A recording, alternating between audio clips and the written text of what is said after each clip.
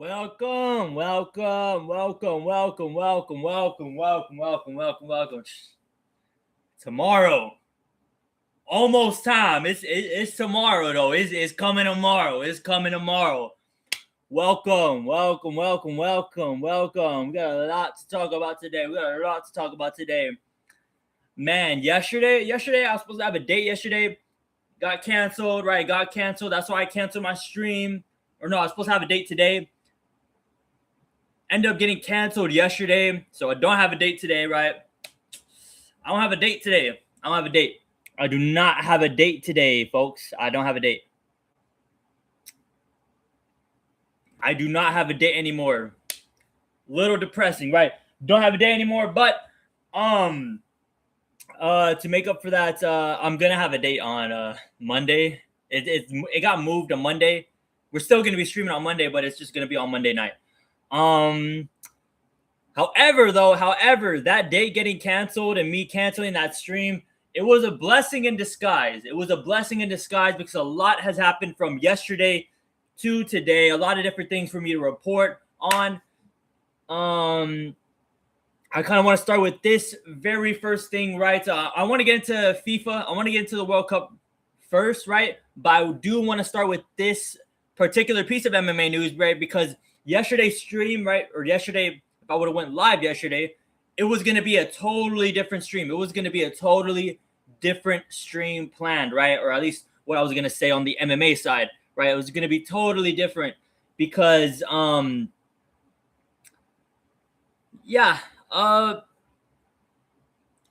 Pereira, right?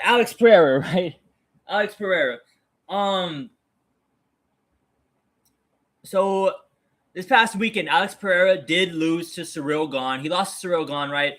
And Alex hasn't really been taking this loss very well. He has not been taking his loss well, particularly at all, right?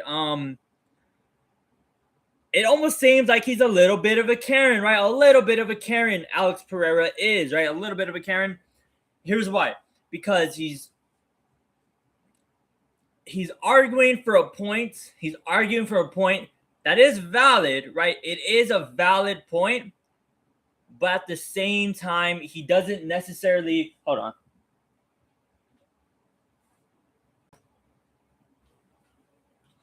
My bad. But at the same time, look at the T though. Look at the T. This is that vintage. Playboy Cardi, right? Is that vintage Playboy Cardi right here? Vintage Playboy Cardi. A little bit of a Cardi fan, right? But that's just me though. Alex P. He's arguing something that happens typically a lot in MMA, right? This particular thing that he's arguing, it happens a lot, right? The shots in the back of the head, right? They're illegal, right? They're illegal. However, if anything, there has to be rules changed on something, right? Because he didn't necessarily. He's not wrong, but at the same time, he looks kind of foolish. He looks kind of stupid trying to argue this, right? He looks kind of stupid arguing something that shouldn't be argued. It shouldn't be argued at this point in MMA. Having so many years of the sport has happened, right? So many years, it shouldn't get argued, right? The arguments for the shots in the back of the head, right? So typically in MMA, right? You punch, you get knocked down, right? What is the first thing the person does when they get knocked down and they're still kind of have their marbles somewhat together, right? The first thing that they do is they try to shoot. They try to shoot a takedown. They try to shoot for a leg, right? Because it's the easiest thing to do. It's the easiest thing that you can do as a fighter to prove to the referee that you are still currently in the fight, right? Easiest thing you could possibly do. I'm looking at this Canada lineup. We'll get into the World Cup in a bit. Look at this Canada lineup. Look very similar. very uniform, very uniform. Like saw the lineup from Canada. We'll get into why this is a Canada hate watch in a second, but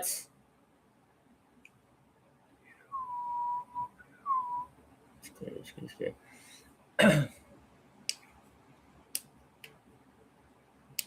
Yeah, it's not. It's really not a good argument. It's really not a good argument that he has because look, right here's the body, right here's the body, right here's the body. You're down, and you go and you shoot, right? You're knocked down, you go and you shoot, right? You go and you shoot, and you try to get a takedown, right? Or at least just prove that you're trying to. Maybe you're just using the takedown to get up, right? There's many different ways you can go about it, right? But when you shoot that takedown, you leave the back of your head exposed. You do leave the back of your head exposed. And so then it kind of turns into like, well, so like what? Like, do I just let you take me down, right? I know you're hurt.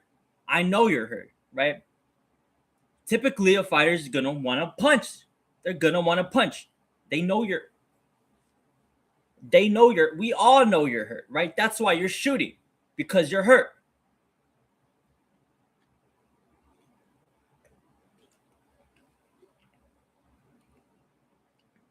There's more. It's more so that needs to be discussed within the rule set, not necessarily on who's right or wrong, right? Because you're right, because he's right, but he looks like a Karen though, right? Like he looks like actually, they were shots to the back of the head, right? Actually, they were a lot of shots to the back of the head, right? That's what you look like. That's what you look like, essentially. That's exactly what you look like. Right? That's exactly what Alex Pereira looks like.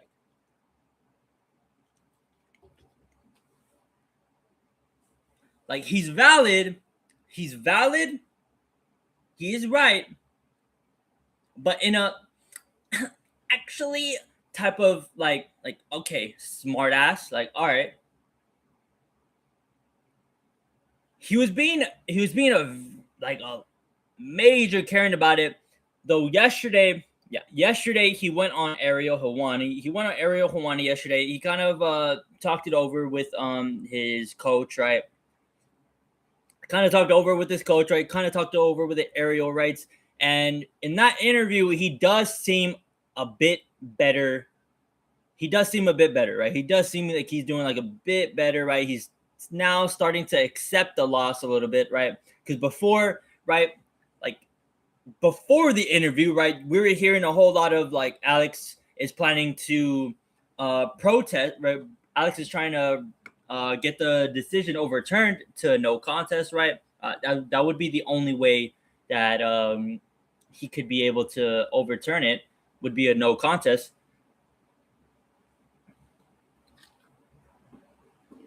It's a very and the reason why I wanted to talk about this exact thing first, I'm a kickboxer. Like this makes us look bad. We look horrible. After like everything that Rico Verhoeven did last month, everything Rico did last month when he went toe to toe with the heavyweight champion and beat the fuck out of the heavyweight champion. Rico Verhoeven beat the shit out of Alexander Usyk. He got stopped though. He did get stopped at the very end. Stopped, right? That stoppage was kind of wormy, right? A lot of people argue that stoppage still to this day, right? A lot of boxers, not just kickboxers, boxers argue this stoppage as well, right?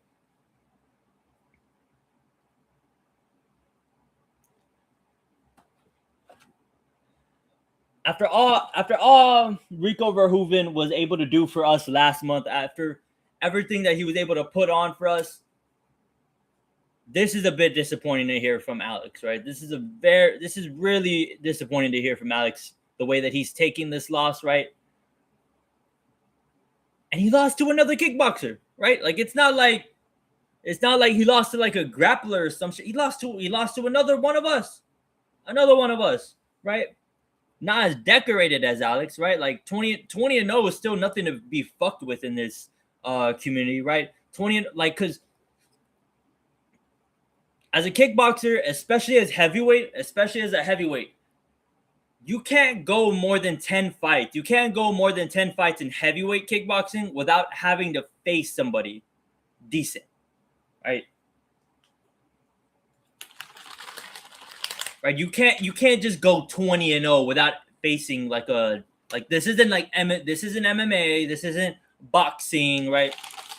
Especially at heavyweight. You cannot go, well, boxing heavyweight is probably like closer to that as well, right? Because you see a lot of boxers in heavyweight kind of get tested a lot quicker than you do in the lower weight classes. In lower weight classes, they try to build that record up.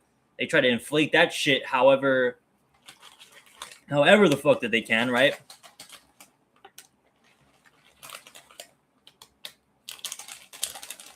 But typically in these heavyweight classes, you don't see none of that, right? So Ciryl is a very accomplished kickboxer, right? For what it is. Yes, sir. Yes, sir. Yes, sir. Yes, sir. What's going on? What's going on? What's going on? What's going on? What's going on? Is this a website, mate? Is this a website, mate? What's going on, mate? What's going on, mate? What's going on? What's going on? What's going on? What's going on? I don't know if you noticed, but this is going to be a hate watch. This is going to be a hate watch. We're not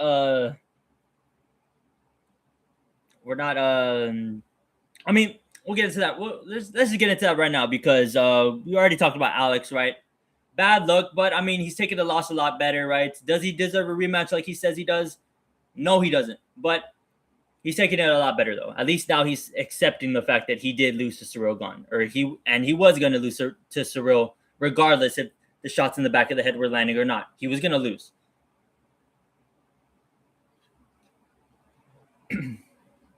So now I do gotta explain a little bit why this is a Canada hate watch, right? After talking about ALEX PEREIRA, I do gotta explain why this is a Canada hate watch, right?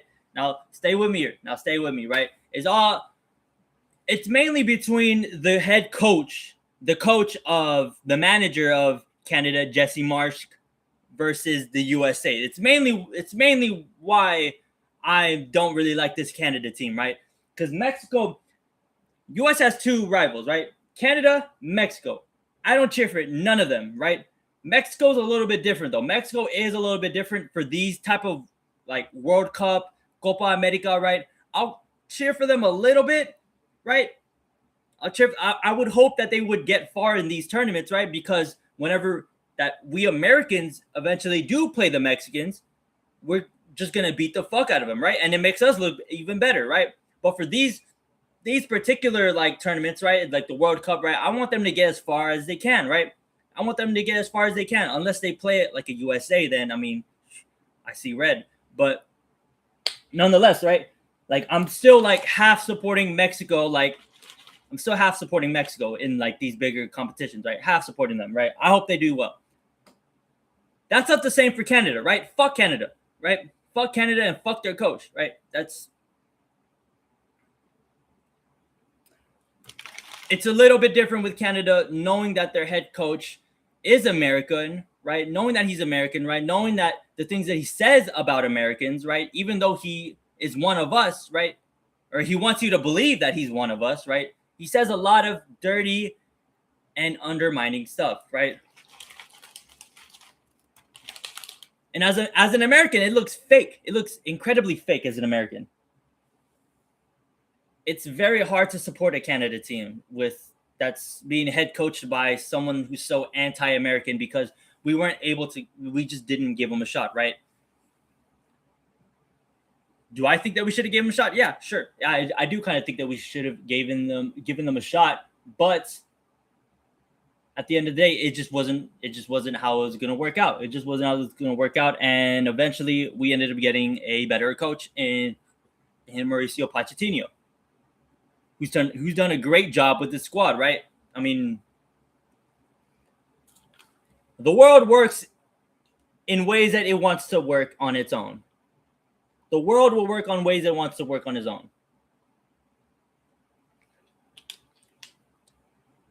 There's only so much you can do to change the world.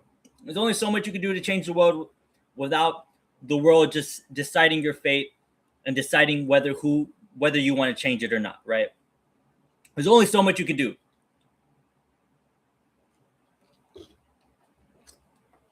Jesse felt like he had done enough at Leeds, right?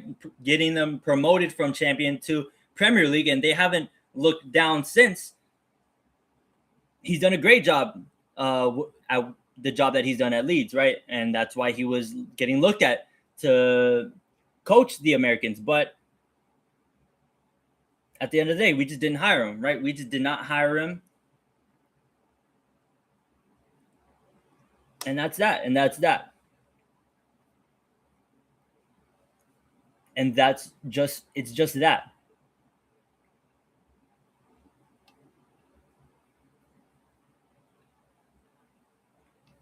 But as an American though, because we see a whole lot of like countryman pride, right? Like we were talking about it in the last stream, how players like Yamal have like they support the Moroccan flag still while wearing the Spain crescent, right? Who was another one? It was another one on the France team that had like a weird flag too.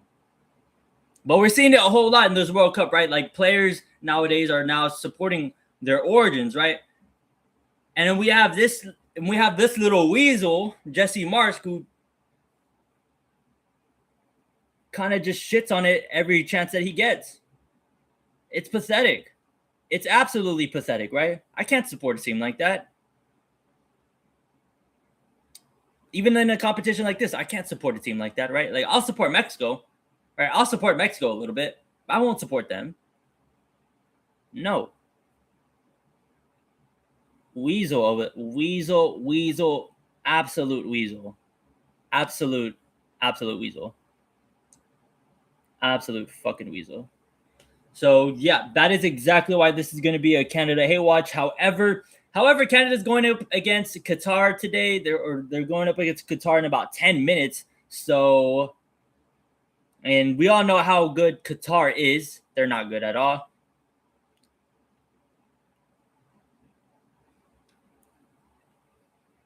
Yeah, Qatar isn't good at all, right? So if Qatar beats Canada, right? If Qatar beats Canada, we might be twerking on stream. We might just twerk on stream. We might twerk. I might just throw the water bottle. I've been drinking. I might just throw the water bottle all over me, right? Shit might get wet. We might be getting wet on stream.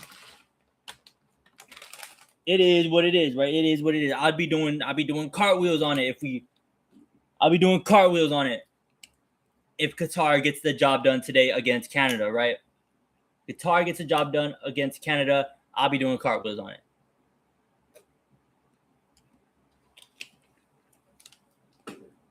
Cartwheels on it. Cartwheels. I'll be spelling coconut on it. But anyway, though. Anyway. Another good thing about my date for today kind of fucking up yesterday's stream. Another thing that's good about that is the fact that hold up.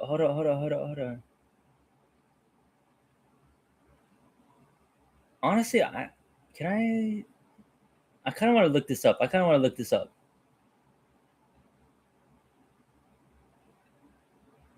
No.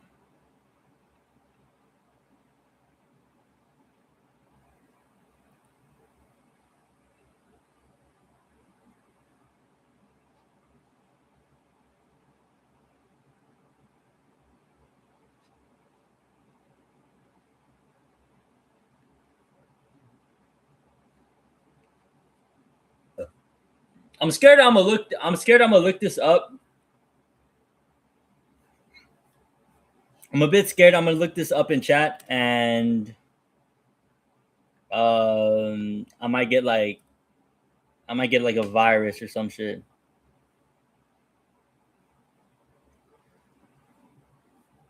Mate, is that like DAZN or some shit? Is that like DAZN?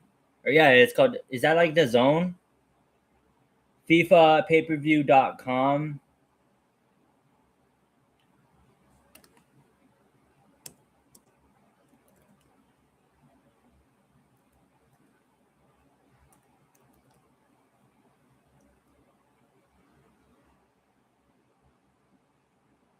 I fucking knew it. Yep, I fucking knew it. I fucking knew it. I fucking, you know what? You know what? Hold on. Because this might be some good off-stream shit, actually. This might be some good off-stream options. Some good off-stream options.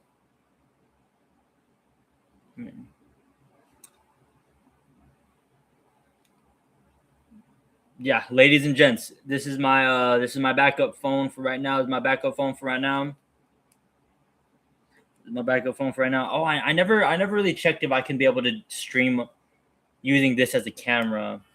I don't think I want to though, because look at the camera. Actually, the camera doesn't look that bad. The camera isn't that bad, actually. Hold up. It's not that bad, actually.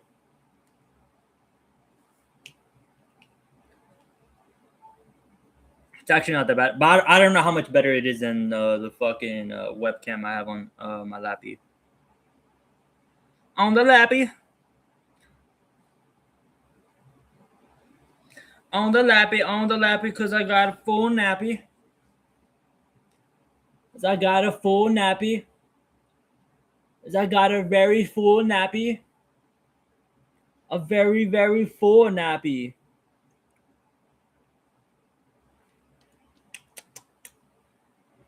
All right. We're singing national anthems now at this point. We're singing national anthems at this point. So I do now want to start getting into the whole World Cup first set of games, right? We've seen a couple of secondary games, right, going on, right? We've seen a couple of secondary games going on, and so far, the ones that were today were the Czech Republic and South Africa. That ended up being a tie, right? Czech scoring real early, South Africa scoring real late. Then we had just now that finished was Switzerland and Bosnia, right?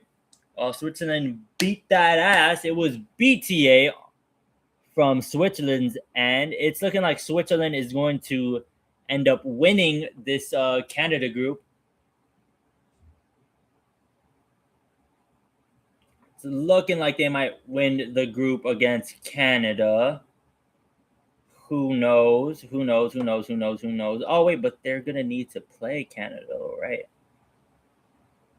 They still need to play Canada, though.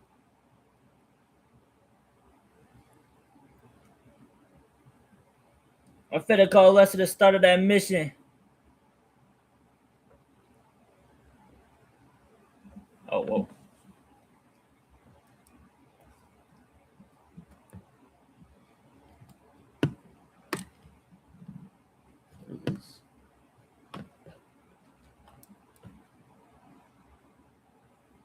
Barra. Oh,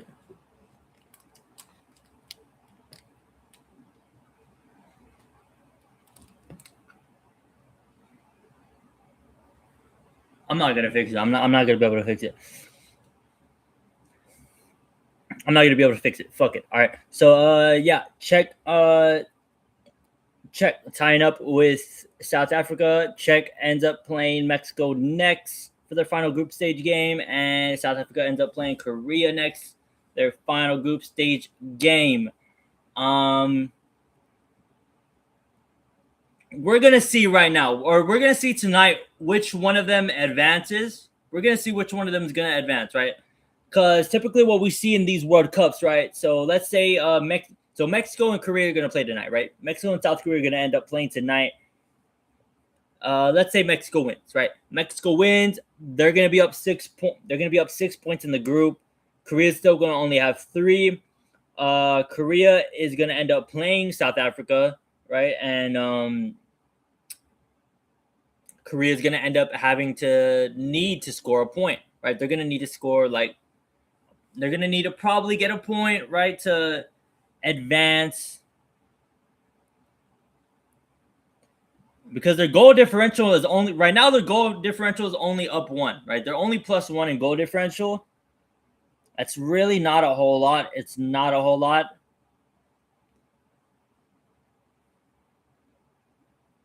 I do see a world where we do see Mexico, Korea, and Czech actually do advance. I do think Czech will actually end up doing pretty decent against Mexico on the final game because I'm pretty sure Mexico was going to be advanced at that point on.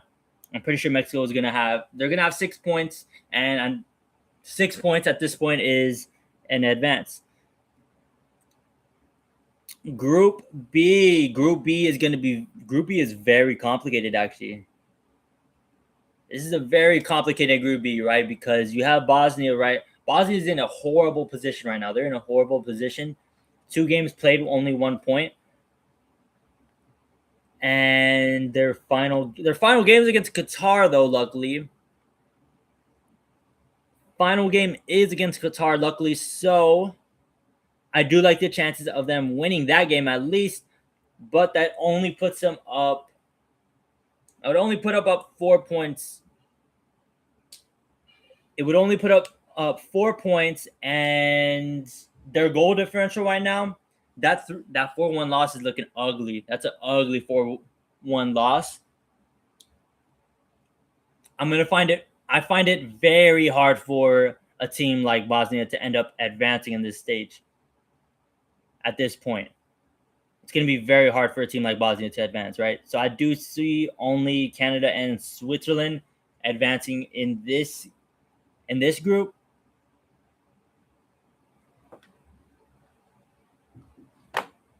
Because even in the 3rd place tie, I don't know how well that goal differential is going to even hold up against the other teams, right? They're going to need a very big win against Qatar in the last game. A very big win.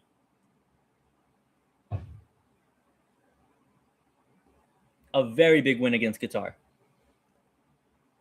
So yeah, I do see Switzerland and Canada advancing, as well as Mexico, Korea, and Czech. Right. Let's move on down. Let's move on down to the next groups that have only played 1 game. Right.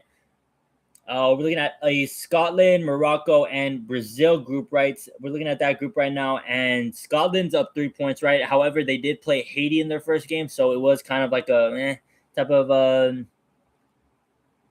It's a bit of a Mickey Mouse 3 points, right? Mickey Mouse 3 points. I could definitely see them advancing Scotland, right? It depends on what they're able to do against Brazil, right? Brazil is going to be a very talented team, right? So, but they're old, right? Brazil's old, right? That's what it is, right? Brazil's old, right? Scotland's a very physical team, so ultimately, yeah, we'll see. We'll see what ends up happening with Brazil. We'll see what ends up happening with Brazil.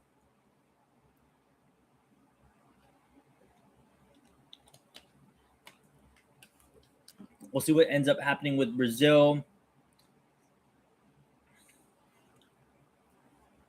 The good thing for Brazil, though, is that they already have played Morocco. So, and what's their next game?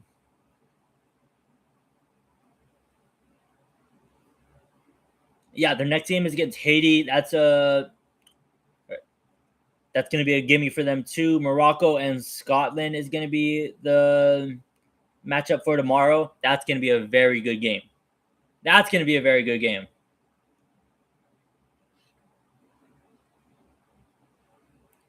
That's going to be a very good game. Right after the USA game, Scotland and Morocco? Shit. That's going to be cinema. That's going to be a little bit of cinema. That's a little bit of cinema, Scotland and Morocco. As I'm looking up at Canada and Qatar, it looks like we have kicked off officially. We have kicked off officially. It looks like Canada. It looks like Canada just gave up possession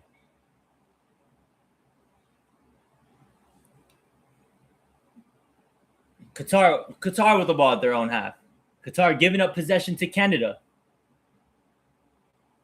Qatar moving the ball. All right, okay. All right, okay, they're safe. Oh, that was nice, actually. Hold on. Qatar on the attack. I was about to get into some bullshit. Qatar on the attack. No, what a... Oh, that was a horrible strike. That was a... Oh, that looked like a beautiful ball. That looked like a beautiful ball. Looked like a beautiful ball played inside for Qatar, but the winger was unable to get a good foot on it. Already went over Group C. We're gonna go over Group D at the very end, even though that's Papa's group though. That's Papa's group. Group E. We have Group E up next. Group E is the group that's right now being led by Germany and the Ivory Coast. Germany and the Ivory Coast are playing on Saturday, playing against each other, and both leading the group right now. So whoever wins that game, right, Germany or Ivory Coast, right, or if it's a tie, right, if it's a tie, because Ivory Coast ain't no slouch, not exactly a slouch of a team. They have a couple of really good players on that Ivory Coast team, right?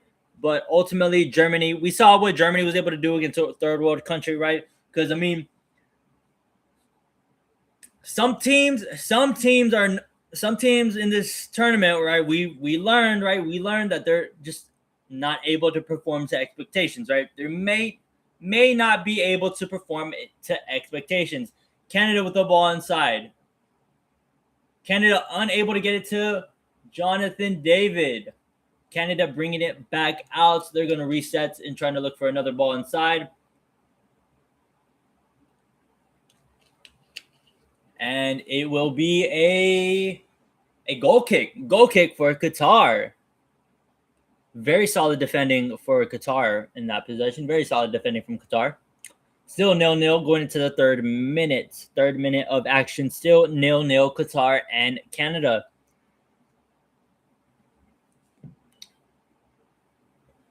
Yeah, I like whoever wins between Germany and Ivory Coast to advance. Ivory Coast is in a pretty decent position themselves because, I mean, if they do end up pulling the impossible, right, they end up advancing, right, and then they end up playing Curacao next, Curacao, yeah, they'll end up playing Curacao next, and yeah, we saw how good that Curacao team is.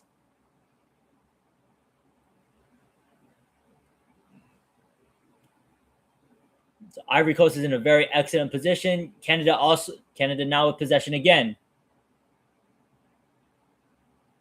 The ball inside is skied to the other side of the field. Great defending from Qatar. Canada still with possession, however. Making a move inside, back out. Ball inside is nowhere near a Canada attacker. It will be another goal kick for Qatar. Hopefully this goal kick ends up a lot better.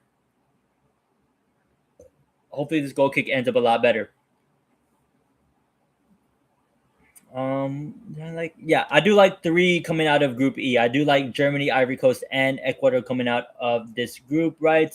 Ecuador, we did see them lose the first game. However, they're going to bounce back with Curacao. And I do think Germany does end up beating Ivory Coast, right? If they end up beating Ivory Coast, they might take a step back. And Ecuador is actually a pretty decent team. So maybe Ecuador is able to get it done against Germany in the final game when Germany may be looking to rest up on a couple of players. Ice up. Ice up, homie. Ice up.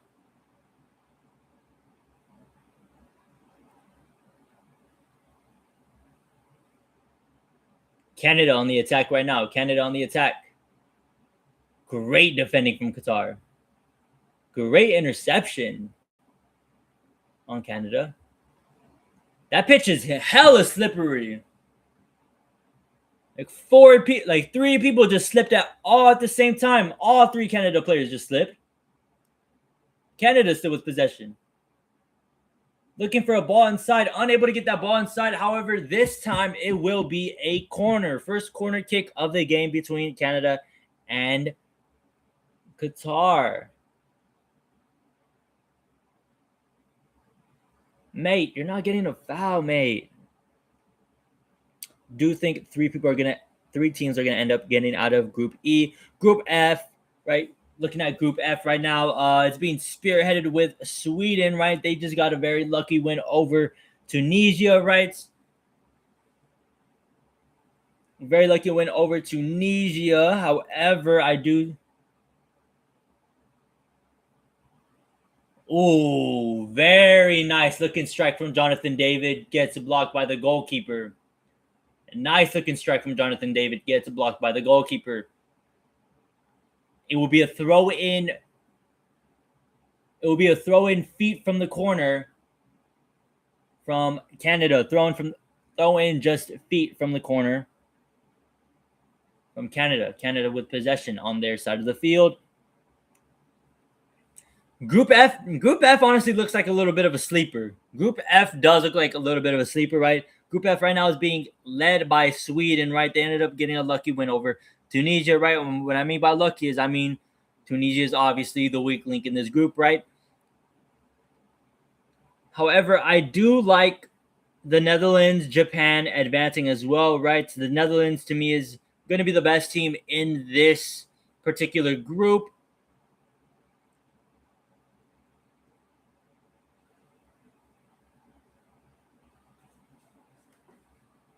Going to be the best team in this particular group. There may be, this group might just have three teams with 5 points. It might just have 3 teams with 5 points, all with the win against Tunisia, and then just tying the rest of the games against each other. Or actually, I don't know how good Sweden's defending is going to hold up against Holland, against the Netherlands.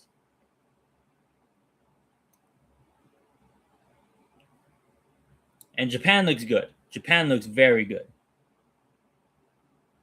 Japan looks like a very good team too as well. Right, so I do like 3. I do like 3 going from there.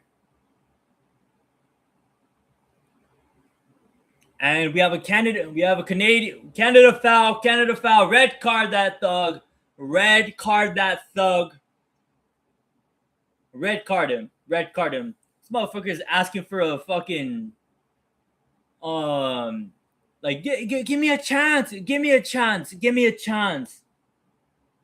Mate, there was nobody ahead of him. Nobody ahead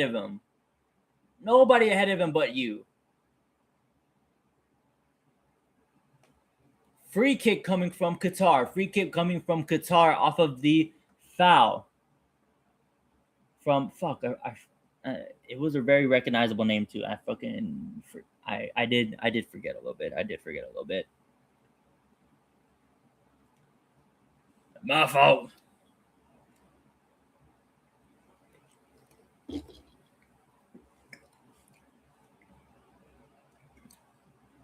I do like 3 going from Group F. Group G is a little bit of a, and the free kick from Qatar is an absolute, a little bit of a disaster. Not a complete disaster because they still end up getting a corner out of this free kick, but my goodness, that was actually putrid. That was actually a putrid corner. A putrid free kick take. Putrid. Corner from Qatar. Instantly cleared from Canada.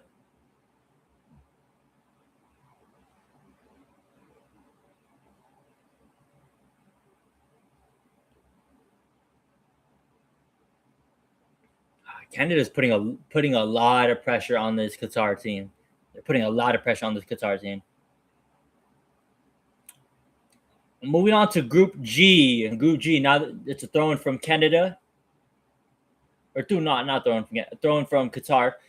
Group G, right? Group G right now, it's a one tie from everybody, right? Everybody at ones. Belgium, right? Belgium looks to be the best team in this group, right?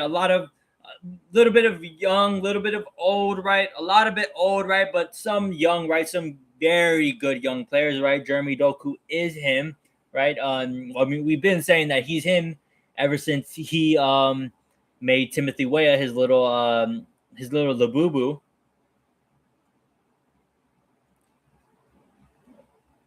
Right. Ever since Jeremy Doku made Timothy Weah just that little labubu that just be hanging from the little side of his pockets. Yeah, no, we've been all praises is going to Jeremy Doku. But this Belgian team is very talented, right? They did end up playing, in my opinion, the second best team in this group being Egypt, right? I do think this is going to be Egypt's time to make some noise, start making some noise in some World Cups, right? Maybe they have Salah for maybe one more World Cup. They might have Salah for another World Cup, right? Generational player. They're gonna need to make him. They're gonna need to make him last for as much as they can. They're gonna need to make him last for as much as they can. Great striker too in Omar Marmoush, right? They got a great creator, great striker, right? I do think that they will end up advancing at this World Cup, right? I do think that it's time for Egypt to make a little bit of noise in this World Cup. Iran, right? We've seen Iran. We've seen New Zealand, right? Their teams, right? They're definitely teams that exist. But yeah, we'll see. We'll see what happens, right? We'll see what ends up happening with them, right? I think New Zealand's actually a pretty decent team, right? So who knows, right? Who knows? Maybe New Zealand will end up advancing. Maybe New Zealand will end up advancing because I mean everybody ends up advancing in this World Cup. So I mean, who knows? Who knows? New Zealand might have the defending enough to keep up with this group, right? But who knows? Who knows? Who knows? We'll see. We'll end up seeing what happens. Next up, we're going and looking at Group H, right? Group H has Uruguay. Right now has Uruguay, Saudi Arabia, Spain, and Cape Verde. Yeah, so holy shit. Right now it's tied at a bunch of ones, right? Uruguay ended up tying with Saudi Arabia as well as Spain ended up infamously tying with Cape Verde. I mean, it's hard not to say that Spain is just not gonna advance in this World Cup. It's very hard not to say that. Spain's gonna have to show up against Saudi Arabia. They're gonna have to show up, which they do end up playing each other in the very next group stage game, right? So ultimately, for me, that's gonna be the big decider right there. If they're able to show up against Saudi Arabia, because against Uruguay, right, that's gonna be a fucking that cinema, right? Right. There's one of those cinema. Hold on. Let me center myself real quick. Cinema. Right. That's exactly what Group H looks like. Exactly what Group H looks like. Uruguay and Spain to end it off, right? I mean,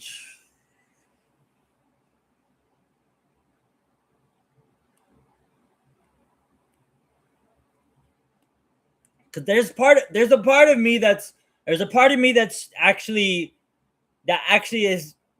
might say that Uruguay or Spain might not make it out. One of those teams might not actually make it out.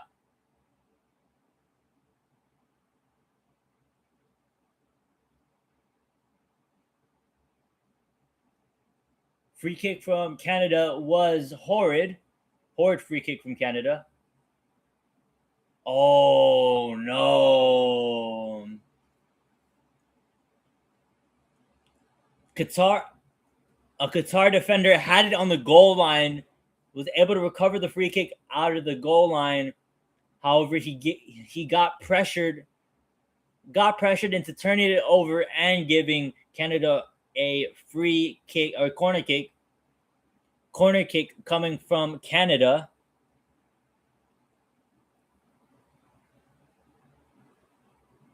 Great piece of defending from Qatar. Great clearance from Qatar. Canada looking to make a move. Canada having a hard time making a move. Great strike. Very good. Oh, very good first.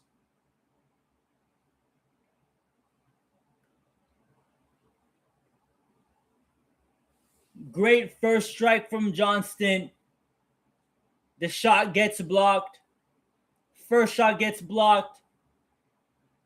And Sile Larin was able to get the goal off the rebound.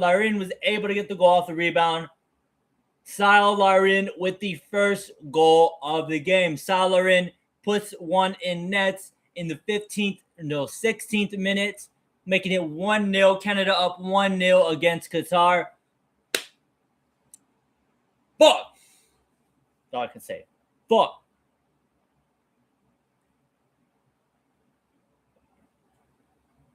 Ball was onside.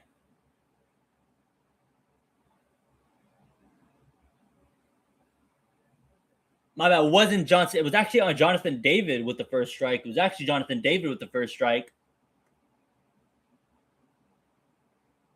was a very hard first strike. Lauren was just in the right place. In the right time. Puts it through net. 1-0. Canada up. 5. I was gonna say 5. But yeah, that's my hot take. Somebody from one of those two top teams from Group H, one of them isn't going to advance. Spain or Uruguay, one of those two teams is not going to advance. It might be Uruguay. Uruguay might be that team that does not advance. They might just be that team that doesn't advance. But who knows? We'll end up seeing. Right, we'll see.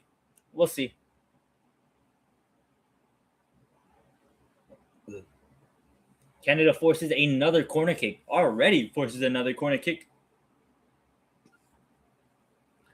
18th minute for Canada. Scored in the 16th minute. Corner kick coming in the 18th minute. Canada working fast.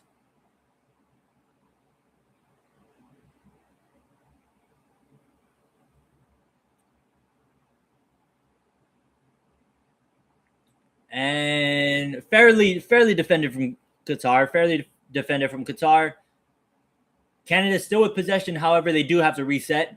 Fairly good defending from Qatar on that corner kick. Yeah, that's my hot take. Somebody either Spain or Uruguay will not make the knockout stages, and we'll all just point and laugh. We'll all might be pointing and laughing at them. Next up to look at is Group I.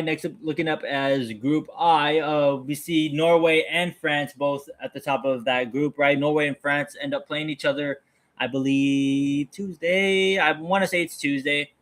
Wait. Yeah, it's Tuesday. They will end up playing each other on Tuesday or Monday. Probably Tuesday. Who knows?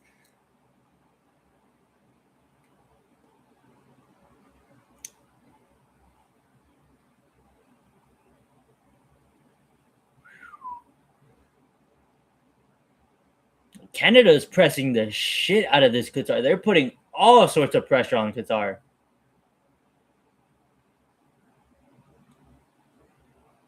Look at Canada beating up on Canada, always punching down. Elegant foul from Qatar. Yeah, that was a foul. Elegant foul from Qatar. Yeah, there's not really a whole lot more for me to say, right? France, Norway, I do expect both of them to advance, right? I don't know how well Senegal is going to be able to perform with 3 points against Iraq, but yeah, I don't think Senegal will actually end up making it past the group stages. France and Norway seems like a lock at this point. I do fancy Norway beating Senegal in the final group stage game, but Yeah, we'll end up seeing what happens. We'll end up seeing what happens with Erling Haaland. Maybe Senegal is just too much, right? Because the plan in that group, right? Norway, France, they play each other next, right? France gonna beat the shit out of Norway, right? So that's gonna end up setting up Norway versus Senegal, and winner second, right? That's what's gonna end up happening in that group. And I do like Norway winning that game. Next up, we have Group J, Group PPM from the J.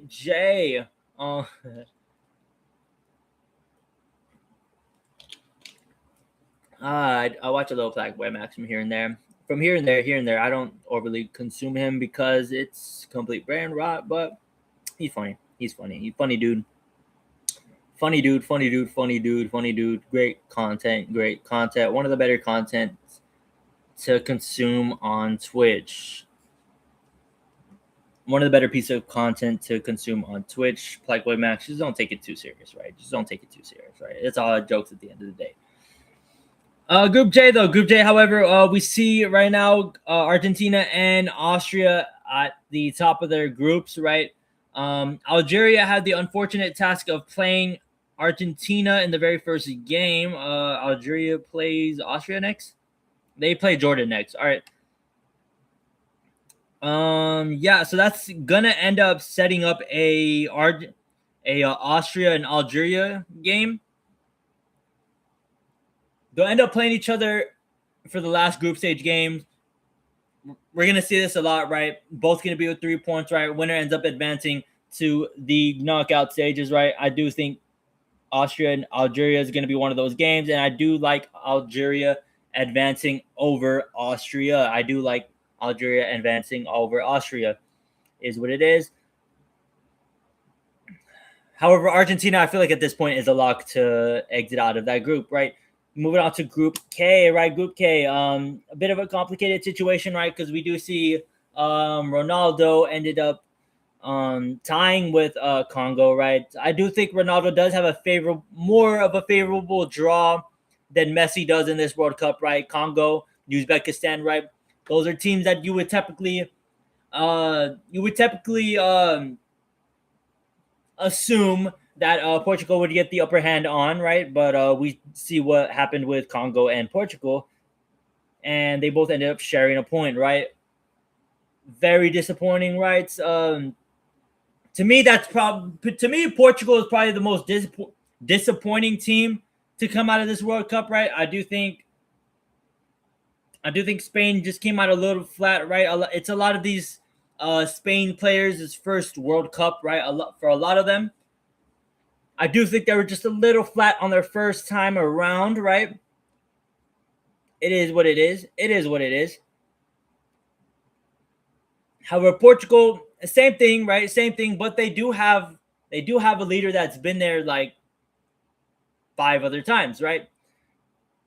And I don't know, if you watch that Portugal game, it looked a lot like they were trying to play through their star, right?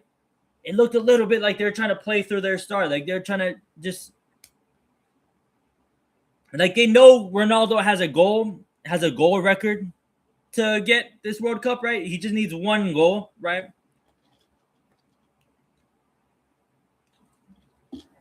He gets a goal this World Cup. He ends up breaking a record, right? I think Portugal recognizes that. They're trying to get him his goal, right? They thought they can get it against Congo, right? They're not playing Colombia next, right?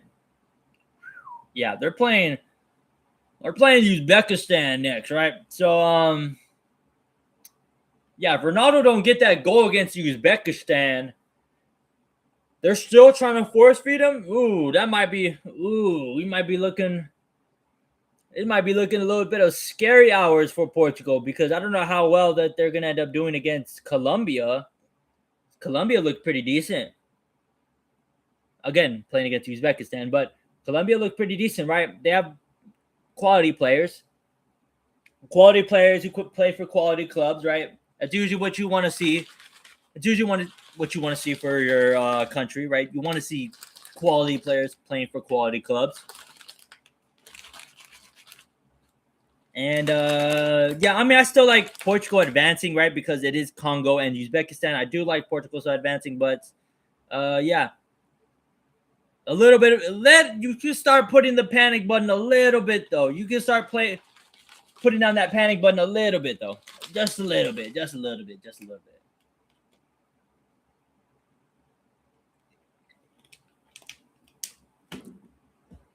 But if Portugal ends up tying, if Portugal does end up tying against Uzbekistan, that puts them in a very shit position, though.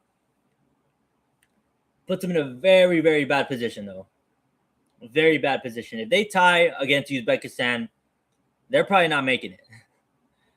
They're probably not making it. If they don't make it to the group stages, the Messi fans are gonna be. It's over for I Show Speed if Portugal doesn't make it.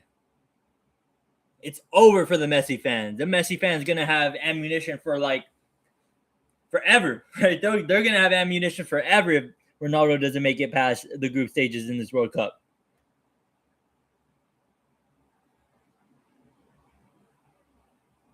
But yeah, we'll end up seeing what happens in Group K, right? Canada and Qatar both coming back from the hydration break, right? Going into the second quarter.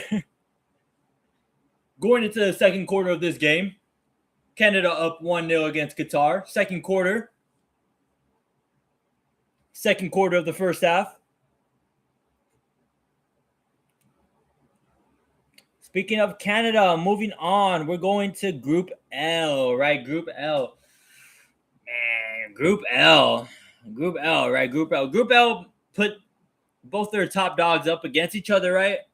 Croatia looked pretty good. They lost to England, right? I do think England's going to be the runaway favorite in this group still. But Croatia looked good.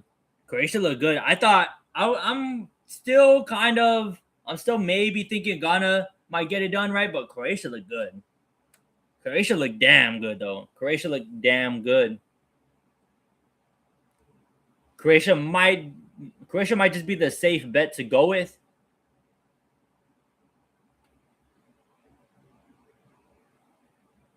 Croatia still might be the safe bet to go with to advance in this group, right? England still the favorite, right? Ghana, very good group, right? Ghana could still end up making it out of this group, though.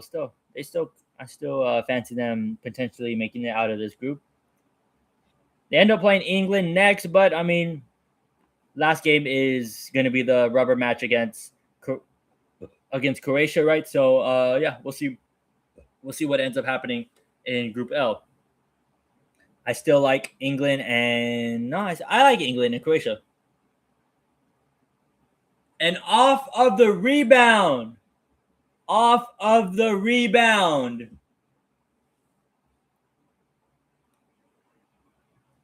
Is a Jonathan David score, right? Yup. Jonathan David finally gets one to go under net. It seemed like a botched pass, right? It seemed like a botched pass or a botched shot. I don't know what exactly it was. I don't know what exactly it was that came back to Jonathan David, but Jonathan David was just able to just launch an absolute missile. Let's see, what was it? Buchanan.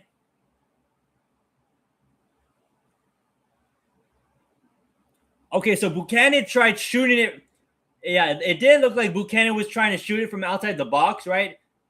Congo defender was able to kick it up, right? Ball was flying up, unmarked. Jonathan David was able to just volley it straight through the net. Wide open volley from Jonathan David. Nice looking volley, too, from Jonathan David. Very nice finish. 2-0. Canada's up against Qatar. Canada's up 2-0 against Qatar. Goal from the 16th minute from Sal Lyrin. And from the 29th minute, Jonathan David. Fuck! Jonathan David, bro. Damn it. Fucking Jonathan David.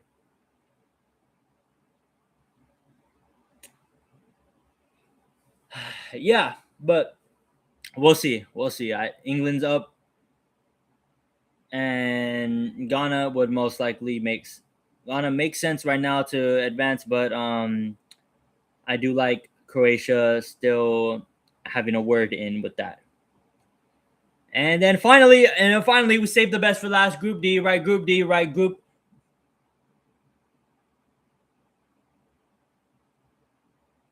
It looked like Qatar was gonna make a run right there, but great defending from. Ball still up in the air though. Oh, that might be a. Oh, that might be a. That might be a. Oh, that might be a pen. That might be a Canada pen. The ball was going back and forth between Qatar and Canada. A Canada player was able to put a nice long pass into Taylor Buchanan. Taylor Buchanan was able to get a foot on it inside the box. It looked like he was inside the box. It looked like he was inside the box when Taylor Buchanan was able to get a foot on it, able to get a touch on it. The moment Taylor was able to get a touch on it, though, Qatar defender did pull him from the back. He pulled him from the back. And this will be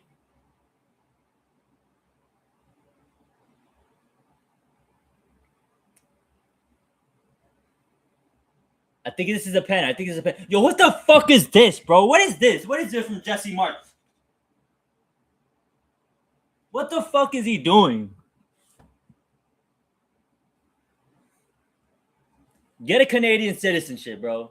Get a Canadian citizenship, little bro. They're reviewing if it's a penal. Reviewing penal.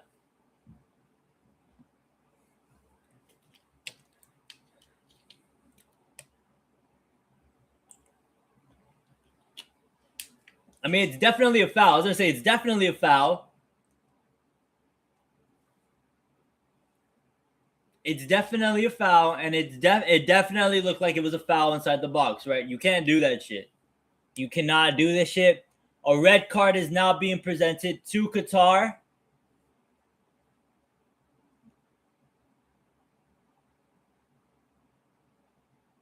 Red card to Qatar. Now Qatar will be playing with 10 men. Not only are they down by 2, but now they're down to 10 men. Qatar is in a very, very horrible spot now. Very horrible spot from Qatar. Very horrible spot from Qatar.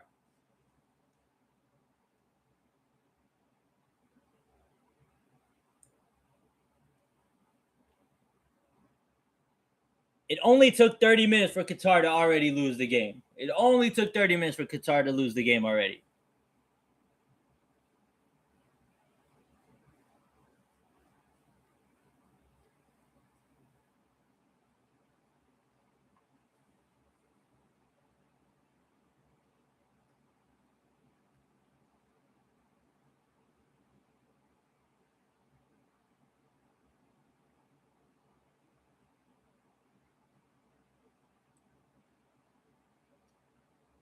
Oh, okay. Not a penalty anymore. It's not a penalty, but it is a free kick right outside the box.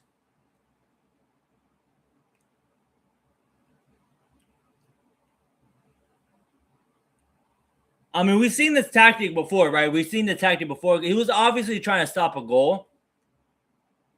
But unfortunately, this is something you do. That's a tactic you would typically like to do at the very end of the game, not 30 minutes into the first half.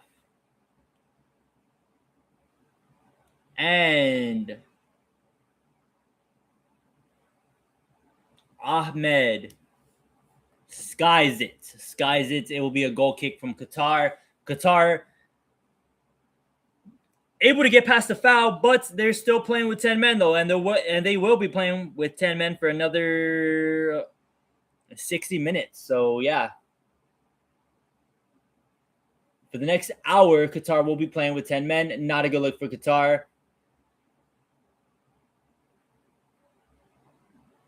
And Qatar keeps fucking. There was like 3 people who fucking slipped on their own.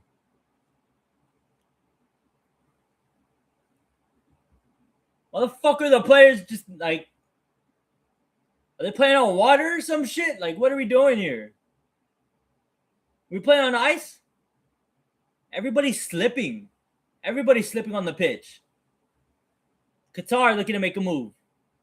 Qatar. Throw in from Qatar on their half of the field. Throw in from Qatar on their half of the field. Lord, I'm trying to get into Group D, but now like there was just so much drama for a little bit. There's a lot of drama going on right now in this game. Canada immediately gets the ball back after that throw-in, and they're immediately on a very good-looking attack.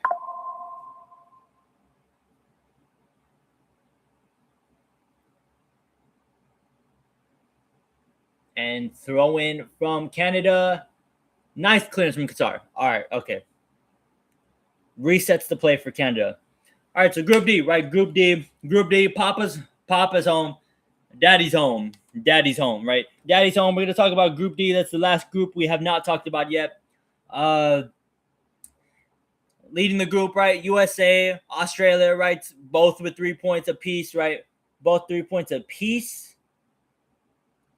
And we'll be seeing the rubber match tomorrow at 2 o'clock. We'll be streaming the rubber match tomorrow at 2 o'clock. Nice piece of defending from Qatar. Stops a goal.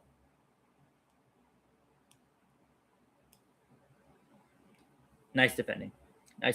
Goal kick from Qatar. Goal kick coming from Qatar right now. Yeah, so we're seeing the rubber match. USA, Australia tomorrow, right?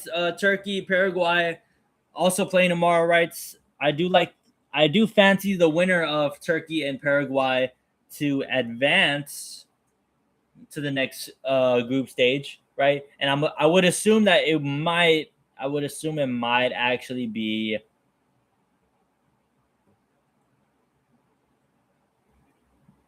Paraguay.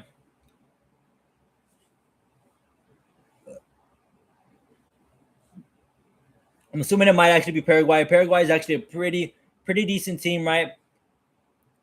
We're in a group where a lot of decent teams are. Like, not great teams, but they're decent. They're cool. They're cool teams, right? Better than your average. I like potentially 3 teams exiting out this group also. This is also a group that I do like 3 teams exiting out of. USA and Australia, right? We're seeing some news about Christian Pulisic not playing in this next game, right? However, he doesn't play in this next game. If he doesn't play in this next game, I do expect someone like Giovanni Urena to get the start. I would expect somebody like Giovanni Urena to get the start in place of a Christian Pulisic, right? But ultimately, we'll see what happens tomorrow. Yeah, ultimately, we'll end up seeing what happens tomorrow with the USA lineup, right? We're going to cover all of that shit tomorrow, right? All that shit's going to get covered tomorrow.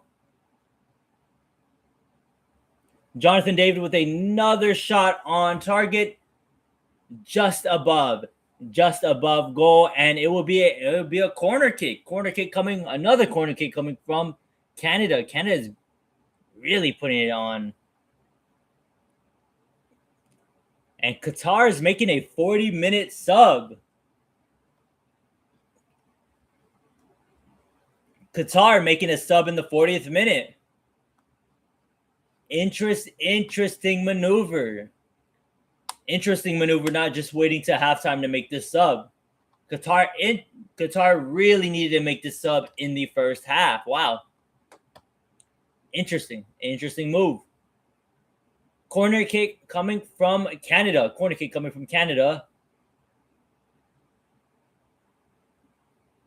Canada now inside the box. Shot gets blocked. looking to reset for Canada. Yeah, I do like three teams getting out of our group. Yeah, I mean that's pretty much it. That's pretty much it, right? I'll do a little overview of who I think is going to end up making it out of each group, right? Group A, I do like Korea and Mexico, right? Topping that group. Group B, I like Canada and Switzerland. Group C, I like who do I like topping the group? Who do I like topping the group? I like Morocco and Scotland. I like Morocco, Scotland topping the group, right? I do think Brazil is going to end up advancing still, right? But I like Morocco and Scotland also topping this group. I like Morocco. I like Morocco eventually being the number one, right? But yeah, I like Morocco and Scotland topping the group, right? Brazil will end up advancing though as well. But yeah, we'll end up seeing. We'll see. We'll see what ends up happening.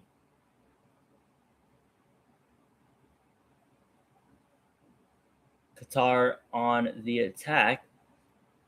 Group D, I do fancy USA and Australia making it past as topping the group. Germany and Ivory Coast, same thing. I like them. I like them at top of the group.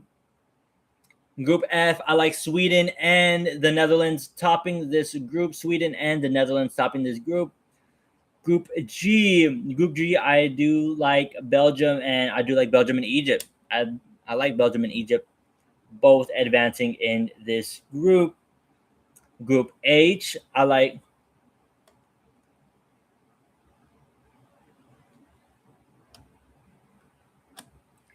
Group H. I can fancy Saudi Arabia and Spain topping the group. I like both of those two teams topping this group. Group I like Norway and France topping the group. Group J, Argentina and Algeria topping this group.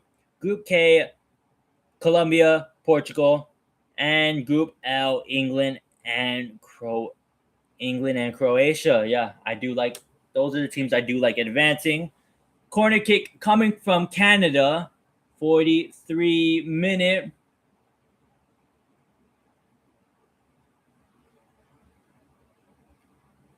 Canada begging for a penalty. That's not a penalty. That is not a penalty.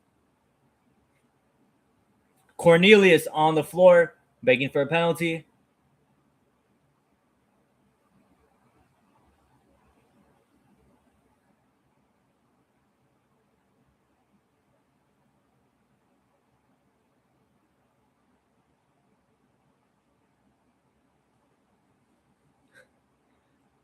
But I never really thought about it like this. So referees have an earpiece. They have an earpiece that they're looking at and they're trying to listen to. I wonder how fucking annoying that is as a referee. Like having an earpiece trying to like listen to like the VAR decision, right? And then you still have like the players like coming up to you like, what the fuck? That shouldn't be a foul. That shouldn't be a foul. That shouldn't be a foul. You should have caught it right. Like saying like all sorts of that bullshit. I bet that's annoying as fuck, honestly. I bet that's annoying as hell. Oh, there was a lot of activity right there. Lot of activity right there in the middle of the field from Johnson and the Qatar striker. Qatar striker literally just boink. What is that called? What is that called in wrestling? Is that the cab driver slam? I want to say that's the cab. I want to say that's the cab driver slam. All right. I don't know. The 8 teams I do like advancing as well. Right? Can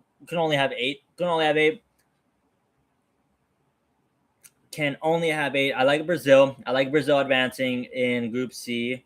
I like Japan right? I like Japan or the third team in Group F advancing as well. I like the third team in Group F advancing as well. I like Senegal advancing. I like Senegal advancing.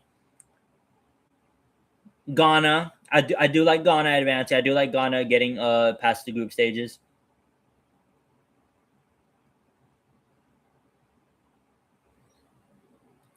Ghana, Senegal. Ghana, Senegal, Japan, Brazil, Uruguay. Uruguay, I do like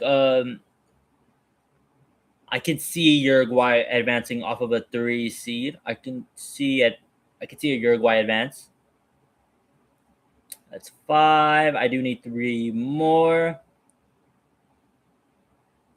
I do need 3 more. Give me Ecuador. Give me Ecuador advancing. Ooh, very close chance. Very close chance from Canada. 2 shots. 2 shots from Canada right there. 2 shots from a very open net, unable to get neither shot on target. 6 minutes of extra time, 2 minutes already played of extra time. Buchanan plays the ball inside. Excellent block. Great clearance. Canada at the midline. Canada at midline. I need 3 more teams. I need 3 more teams to advance. 3 more teams to advance. 3 more teams to advance.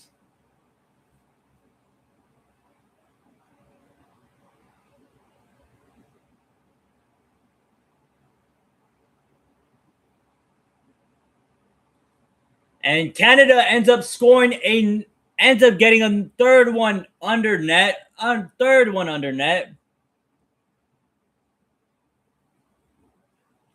I believe this goal also comes from Jonathan David.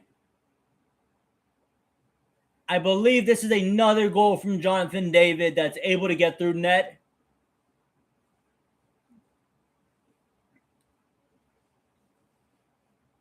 Another rebound for Jonathan David. Another rebound goal for Jonathan David. Buchanan's playing a pretty decent game, I can't lie. Ball from Johnston.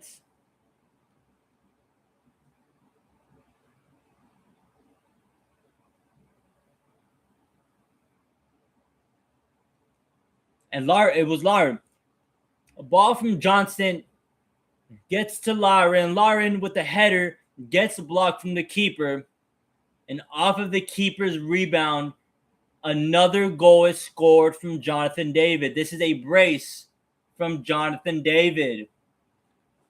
And fuck Jonathan David. For real, bro. Fuck. 3-0. Canada up on Qatar on the 3rd minute of extra time. Buchanan again with the fucking ball. Bro, can Qatar actually just concede? Did they just concede? Do they have to play the rest of the game?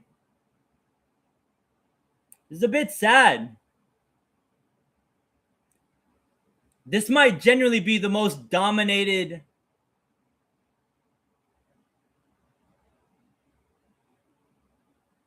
This might be the game with the most dominated possession of the tournament.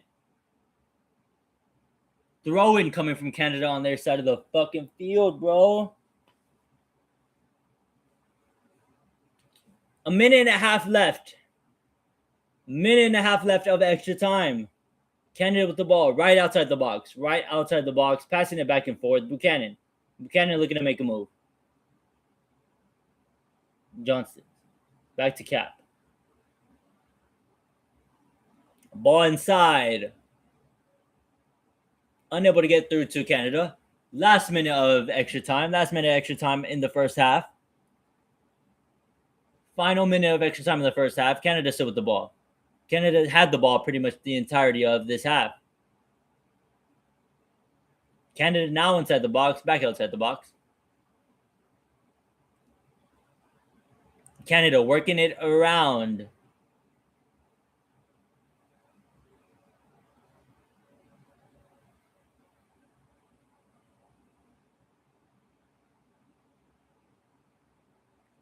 And turnover from Qatar. Turnover from Qatar. Canada unable to intercept it back. Qatar with the throw in Canada's half of the field. At this point, dead it. At this point, just dead it for the half, bro. Just dead it for the half, little bro. Dead it for the half, little bro. Honestly, you're not getting through.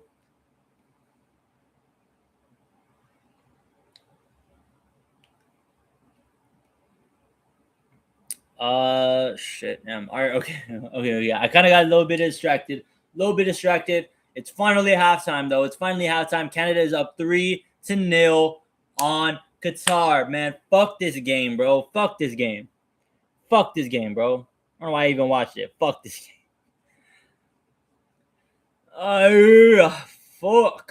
Fuck, mate. Is what it is. All right, bro. Okay. Make it out of Group C, right? I do like Brazil. Make it out of Group C as the third, as a third. I like Ecuador making it out of Group E as a third as well. I like Japan making it out of Group E as a third as well. Say the same with Uruguay, right? Uruguay or Spain, whoever loses that game, right, is gonna come out as a third, right? Senegal. I like Senegal making it out too. I like Ghana. As well. We can go with New Zealand, right? We'll go with New Zealand, right? That's 7, right? That's 7. I need one more. Holy man, shit. Some bad shit we're looking through. Give me Austria. All right, give me Austria or Algeria, right? Whichever one comes in third, right? But yeah, give me a third coming out of Group J as well. Yeah. That's about it. Right? That's about it, right, for World Cup predictions, right? It's about it for the World Cup predictions, right? Yeah, there's a lot of the soccer stuff I had to talk about today too. It wasn't necessarily about the World Cup, right? Well, we talked a lot about the World Cup though, but it wasn't necessarily about the World Cup. I had a lot of Real Madrid news, right? Because it's like the fucking Kardashians going over there in Madrid. Keeping up with the Kardashians a la verga over there for Madrid stars. For all of Madrid stars.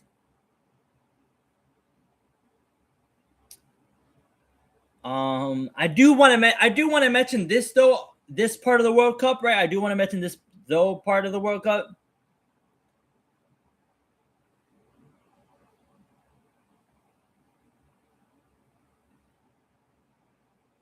Hold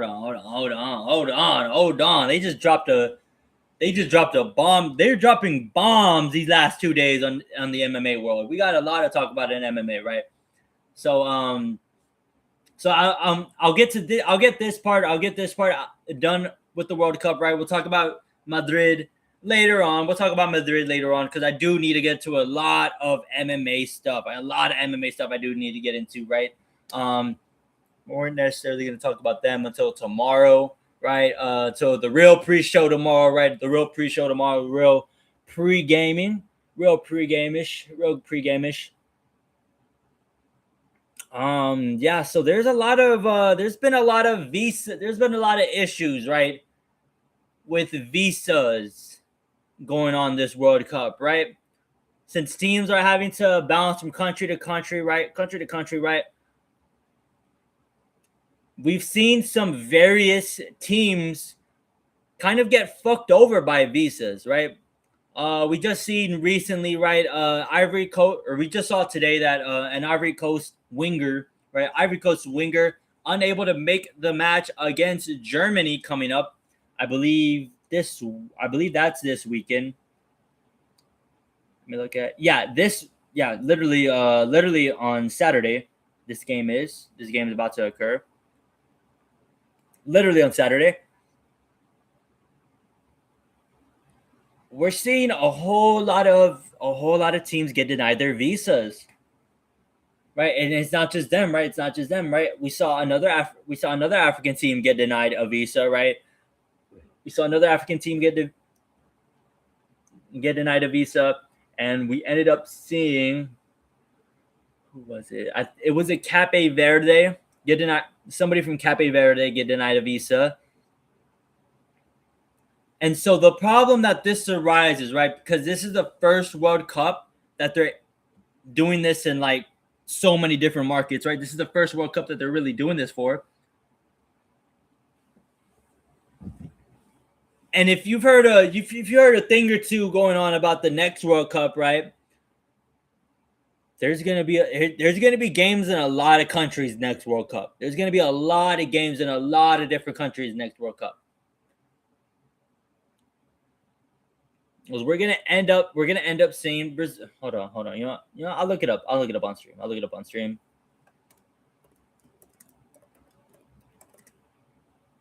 Oh, 2030.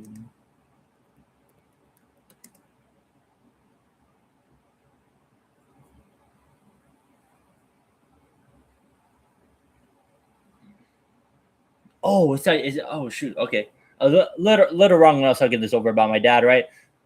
I talk about a lot of these topics with my dad before I end up coming on stream and end up talking about it with y'all. Yeah, so this raises a little bit of a problem because we've seen in the next World Cup, right?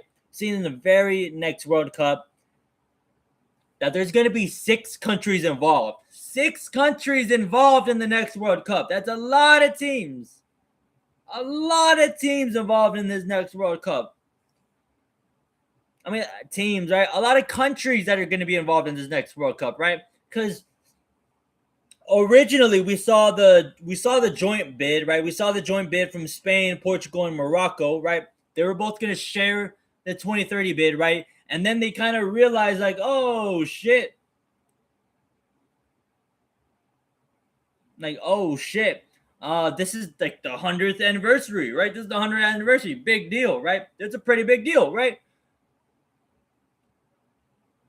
So what they decided to do, right? They decided to add this as well, right? That they're gonna host games as well as Argentina, Paraguay, and Uruguay, right? Uruguay, Paraguay, Argentina, all getting a World Cup bid, as well as Morocco, Spain, and Portugal, right? Shit, Ronaldo and Messi might as well just play in the next World Cup, right? They might as well just play until the next World Cup, since they're finally gonna get to host one.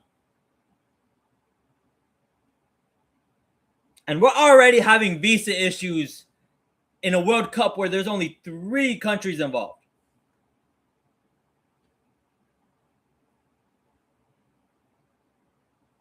I don't know. It seems like this next World Cup is gonna be a fucking issue, right? Right. There's already a whole lot of issues going on in our World Cup, right? It seems like this next one's gonna be an even bigger issue, right? But I don't know, right? I don't know. We're not at 2030 yet. We're not at 2030 yet. We're not even close to 2030. So we'll end up seeing. We'll end up seeing what ends up happening. But from the looks of it, it don't look good, champ. It don't look good, champ. It's not looking good for the World Cup, for the next World Cup, champ. It's not looking good. Not looking good in this next World Cup, champ. But I mean, shit, who knows? Hopefully, I get to go to the next World Cup, right? Hopefully, I'm able to get to go to the next World Cup, right? Hopefully. God willing, right? God willing. God willing. God tiller. God willing. God tiller. God willing. God tiller. Shit, what y'all know about Bryson Tiller? What y'all know about B Tiller? What y'all know about that Bryson Tiller? What y'all know about that Bryson Tiller, right? What y'all know about that Bryson Tiller? Shit, let me get a napkin real quick. Let me get a little napkin. Get a little slice of pizza too. Yeah, give me that.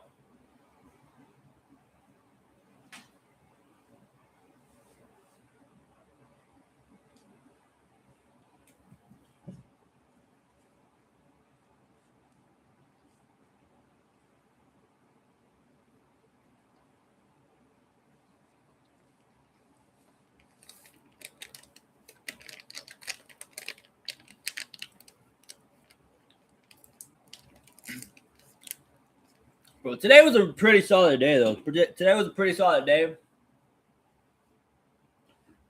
That was a pretty solid day today. I gotta talk to a couple of y'all, right? Gotta talk to a couple of y'all, right? Actually, right? Actually, you know what? Talk about this right now. Actually, as a matter of fact, we could talk about this now. As a matter of fact,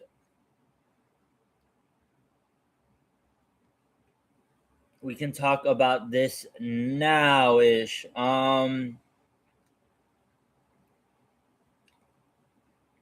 Yeah, we can talk about this now. I have a Discord, right? We have a Discord. We have a Discord. We have a Discord where we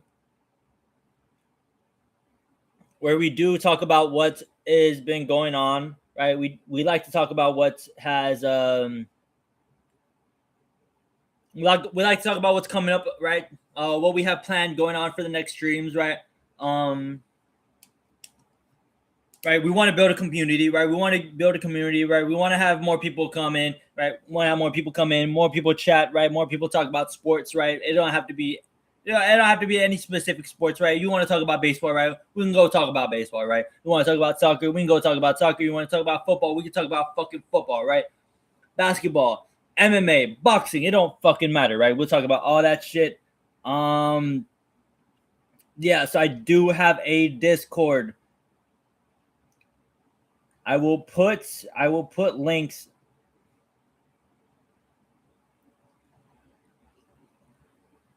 I will add the link to the description, right? I don't have the link in the description right now, but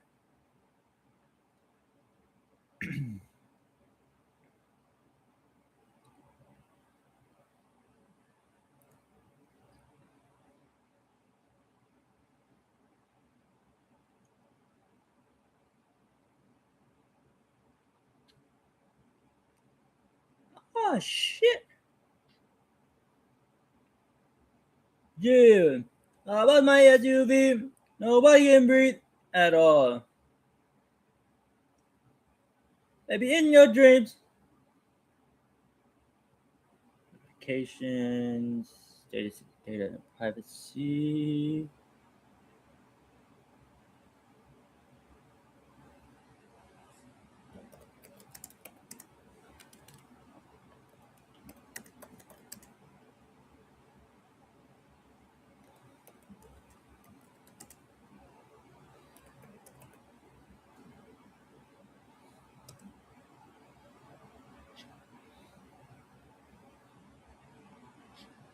Mm.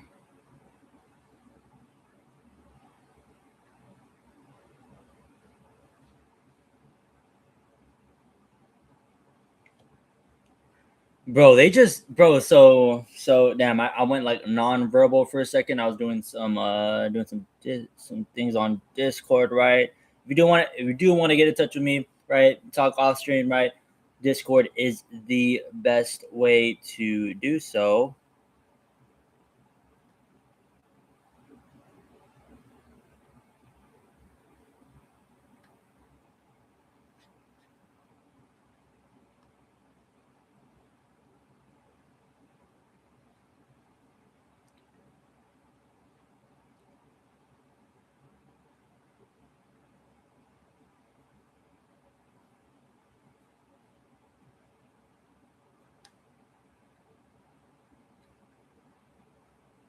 Set it on Alicia Kissy on my playlist. So MMA news. I saw a bombshell of an MMA. I saw a bombshell of an MMA news right now. A bombshell, right? Man. Man. I wasn't so I wasn't exactly streaming during this time period, right? This was a time period where I was a little bit away.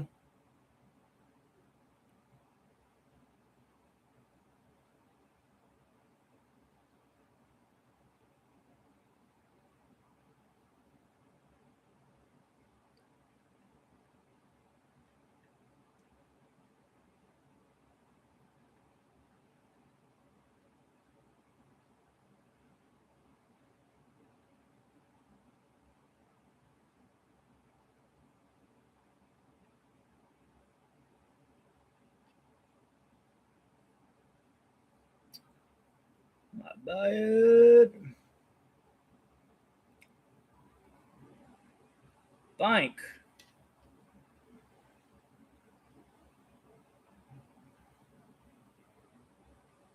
Sheesh! Oh shit, I got a bot? Oh shit, I got a bot in here. Oh fuck.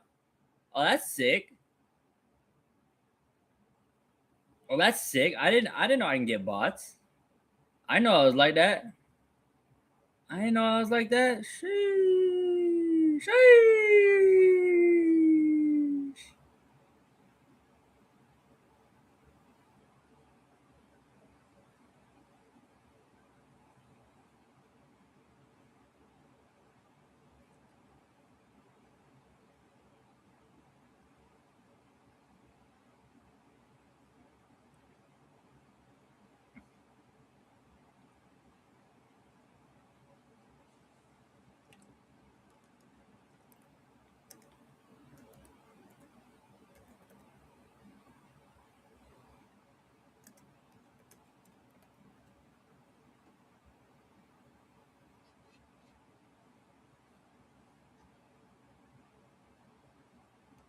Sheesh. Sheesh.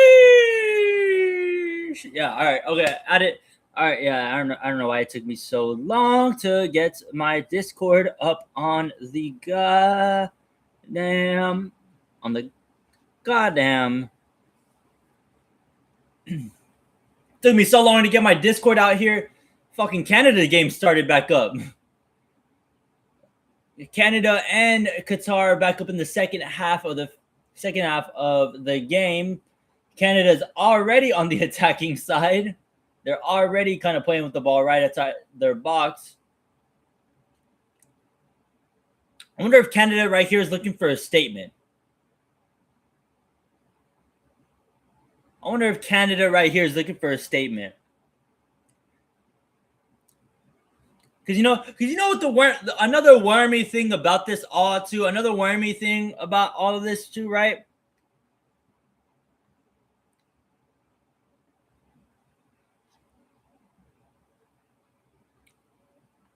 Another wormy thing about this, right? Us in Mexico didn't really get like a stinker, right? We didn't really get a stinker, right? And Canada's playing in the most underwhelming group. They might be playing in the most underwhelming group of the tournament.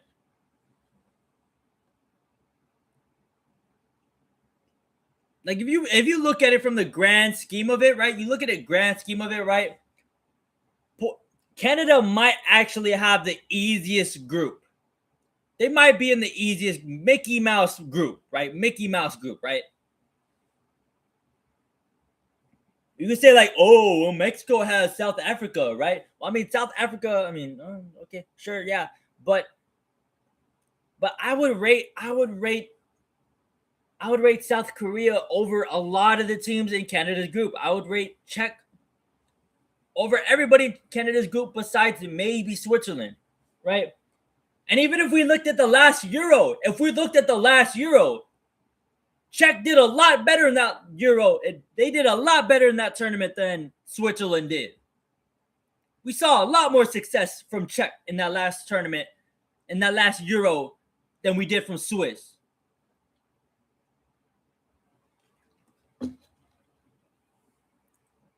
So I don't know who Jesse Marsh had to suck off to get this easy-ass Mickey Mouse group.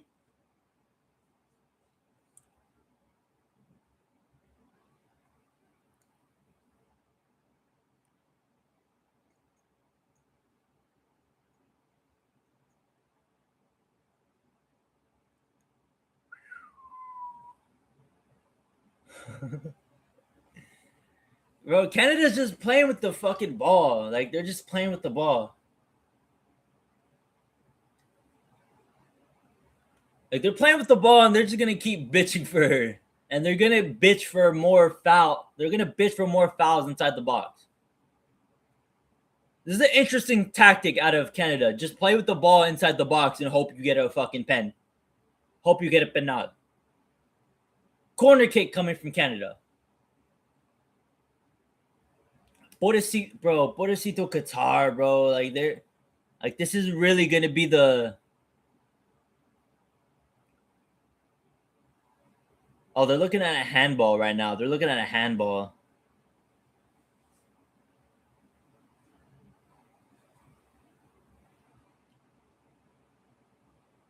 And no handball. No handball. Still a corner kick from Canada.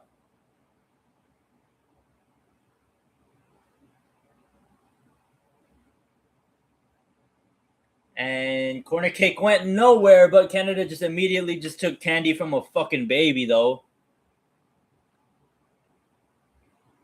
Fucking Qatar had a bro. I want to no. I need to see this shit, bro. I need to see this shit, man. I genuinely need to see this shit, bro, because this is actually getting a little sad. This is actually getting a bit sad.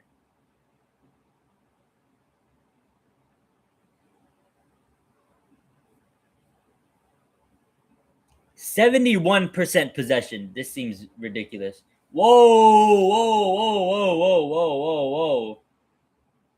Injury happened. Injury happened when I was looking at who Canadian player on the floor. They got the stretcher out already. Oh shit. They got the stretcher out.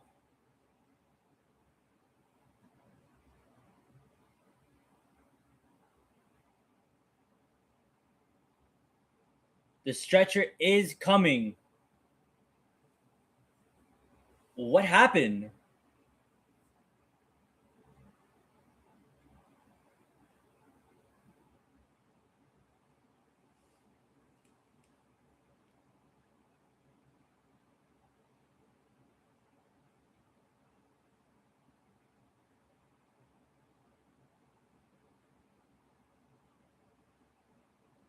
Oh, what ended up happening right here?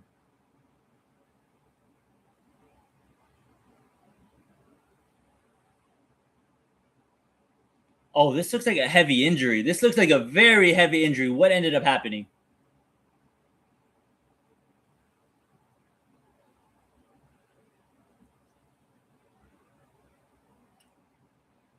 A yellow card is given out. Yellow card. A yellow card is given out to Qatar. Bro, what ended up happening right now? I looked away for like 2 seconds and now like it looks like somebody died.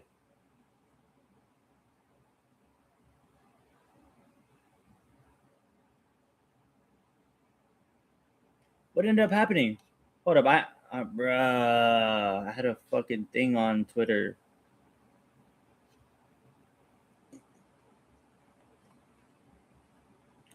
What the fuck ended up happening? And they're given a red card. The player looks Qatar player looks absolutely crushed.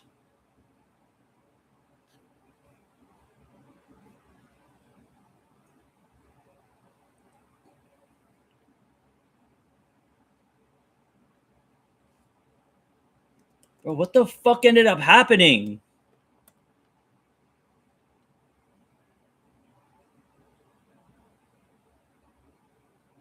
Oh, some dude just snapped his leg. Can I see a fucking video?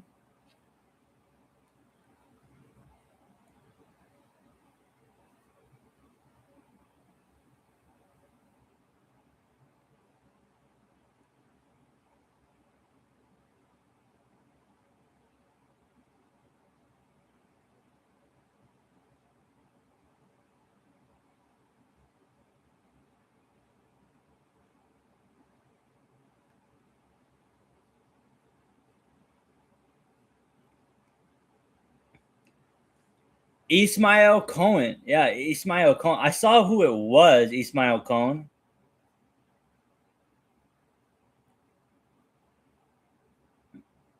Heavy blow. This is a heavy blow for both Canada and the Lille club. Heavy loss for both Canada and the Lille club.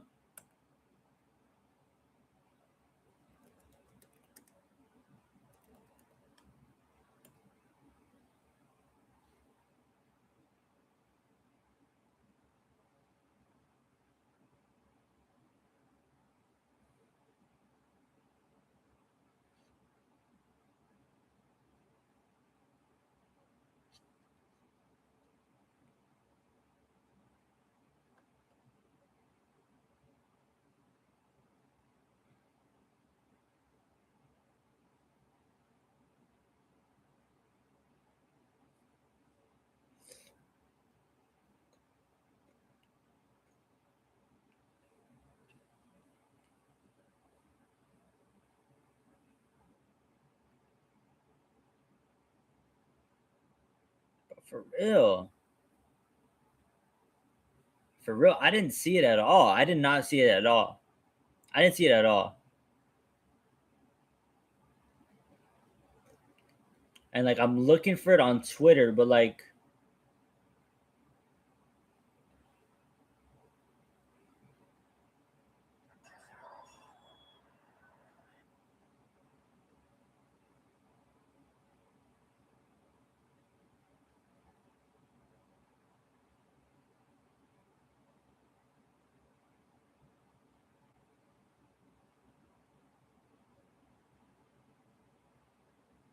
I did not see it at all. I did not see it at all.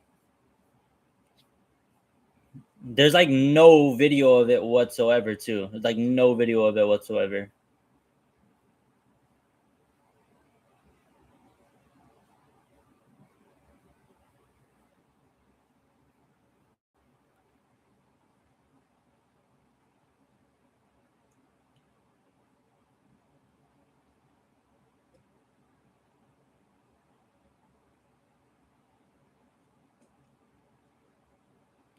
Oh, okay. I see it. I see it. Okay, never mind, never mind. I do see it. I do see it. Yeah, I do see it.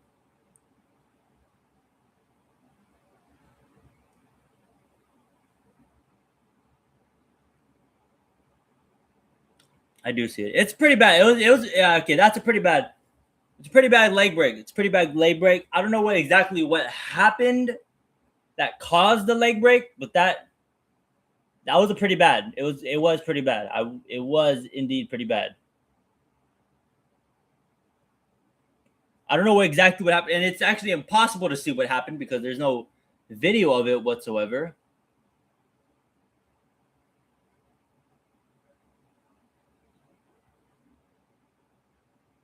Kone, Ismail Kone, big loss for Canada and club going forward. Kone, one of the better midfielders for Canada, one of the best midfielders on this Canada team. Played all over Europe. Spent a lot of time in France, now in Italy, a lot of time in Europe. Ismail Kone. I never knew exactly how to say his last name. All I just knew that he was. All I knew was he was a good player.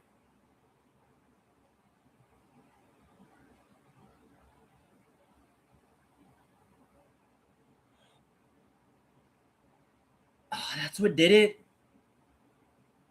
Oh, I'm not gonna lie. Yeah, no, yeah.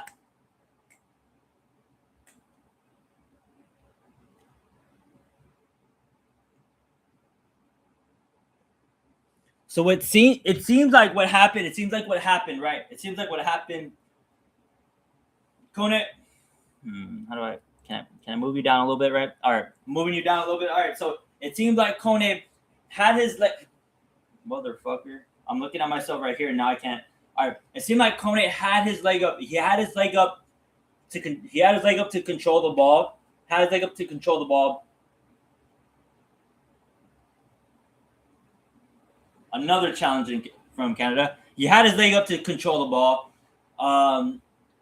Qatarian player ends up going for a kick, right? Foot ends up landing. Let me get a shoe to be. Foot ends up landing like right about here-ish. Right about here-ish. Horrible spot to land for the foot, right? Exactly like this, right? Sole right here, straight to straight to shin. It's a clean break in half. It's a clean break in half. I've seen some pretty nasty injuries. Like it's up there. I've seen some pretty nasty injuries. It's definitely up there. Definitely praying. I'm definitely praying for him to get better. This is a Canada hate watch, right? But I'm not the devil, right? I'm not the devil. I am not the devil, though. This is a hate watch. This is indeed a hate watch. I'm not the devil, though. Praying for his help health and safety, praying for his health and safety, and his recovery going forward. Big loss to Canada, to the midfield and club. Very big loss to Canada and club.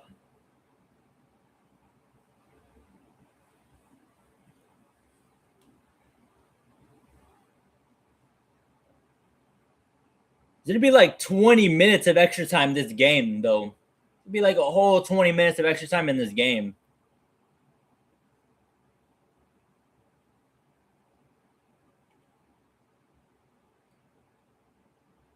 They were very quick to get the stretcher onto the field. They knew very quick how bad it was.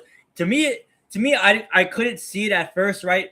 I saw a video of it, or like a slight, like a video of it afterwards, after it had happened, and I couldn't tell because the footage was grainy, right? Until I got an HD picture of like an HD picture where like, oh, you could see it like hanging. You can see like the bone hanging from the sock.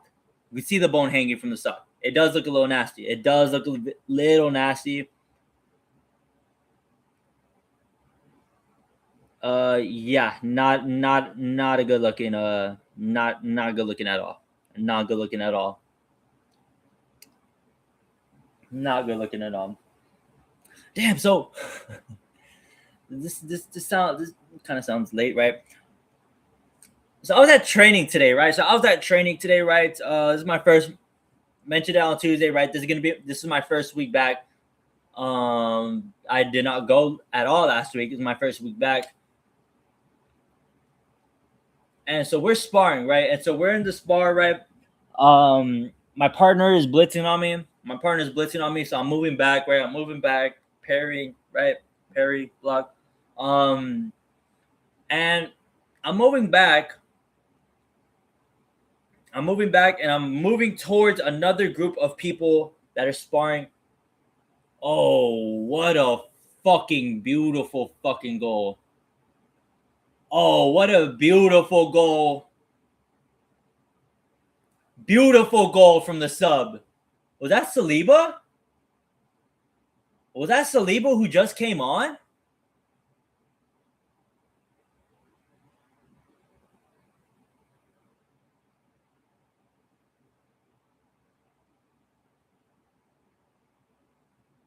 That was Saliba. That was Saliba who just came on. Who just came on for Kone.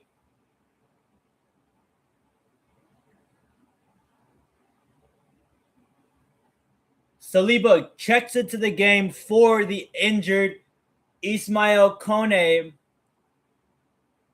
And on the very first set piece that he's able to get, fucking hits a beautiful goal on the free kick. Beautiful goal on the free kick. 4-0. Canada is up on Qatar 4-0 off of the beautiful goal from the set piece from Saliba.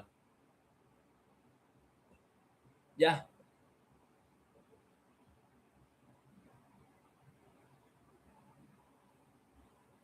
Canada with another chance.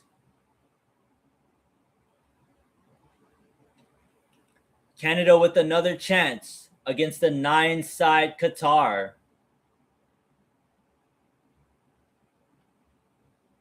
And Qatar clears it out. Resets it for Canada. This game got dramatic real quick. This game got real dramatic real quick. This game got.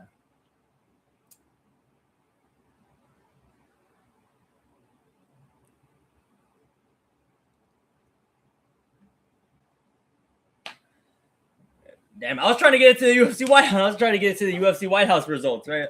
Not necessarily the fight results, right? We went over them like probably 11 times, right? Or even earlier in the stream, right? We were talking about Alex Pereira, right? Because I wanted to get the Alex Pereira talk out of the way, right? Because ultimately that was another thing that, because I mean, yeah, we saw him acting like that, right? But then like we saw Ilya, who like the most humble person on the planet, right? You gotta talk to either Ilya or Kanye, right? Who more humble, Ilya Taporia or Kanye? Right? Shit, I couldn't even tell you. I couldn't even tell you. I couldn't even tell you at one point.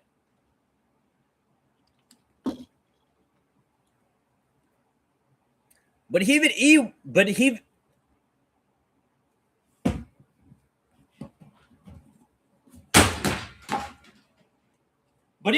was very like accepting of that loss. So even he was very accepting of that. Holy fuck, mate. That was a horrible stutter right there. Horrible stutter. But yeah. Ilya's taking his loss like a champ, right? Like a real champ. He's taking his loss like a champ, right? Saying he lost, right? Is he begging for a rematch that he shouldn't get, right? Yeah, he still is, right? But I mean, you just lost the belt. I mean, of course you're going to ask for a rematch, right? It's like the only thing that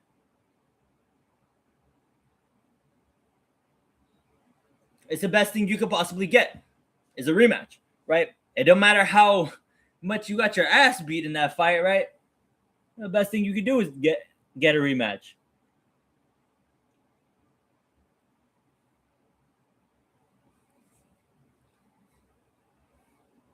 Right. So the White House, right? So the numbers have come out for the White House card as Canada takes this corner kick. However, this might have been the weakest looking Canada corner kick though I've seen. Canada resets, but I mean they're playing against 8, so playing against 8. They're playing against 8 fielders, and Canada gives up possession real easily right there. Wow, very shocking from Canada. Incredibly shocking from Canada giving up possession like that. 67th minute going into the 68th minute. And hydration break. This is actually one of the perfect times. We've heard a lot about in this tournament how the hydration breaks just instantly cut off a lot of the momentum in a lot of these games, right? But this is probably like one of the few times where this is a perfect opportunity to get a corner kick.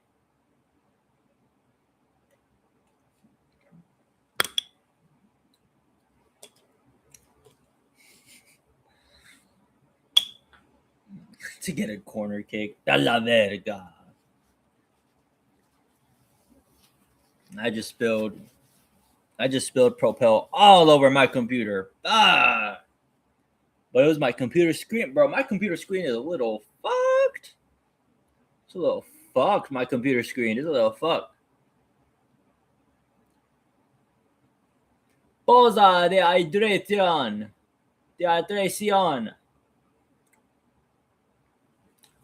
Pausa de hydración. Yeah, so these White House numbers came back. These White House numbers came out.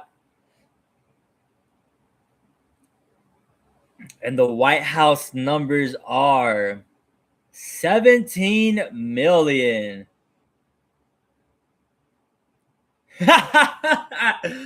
Oh, fuck. Bro. Bro, the White House numbers came back to 17 million, right? 17 million. A lot of people were expecting like Dana White to come out and like inflate the fuck out of these numbers, like what he does with Power Slap, right? Like, oh, this weekend's Power Slap event got 1 billion views. My bollocks, mate, it got 1 billion fucking views, right? But Dana likes to count like interactions on Instagram and TikTok, right? He likes to add TikTok views and Twitter views and Instagram views into it, right? So when the White House numbers came back, it actually came back to 17 million.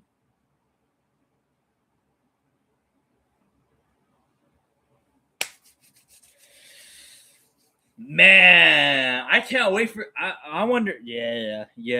I wonder what Jake Paul is gonna say about this shit. Yeah, I wonder what Jake Paul is gonna say about this shit.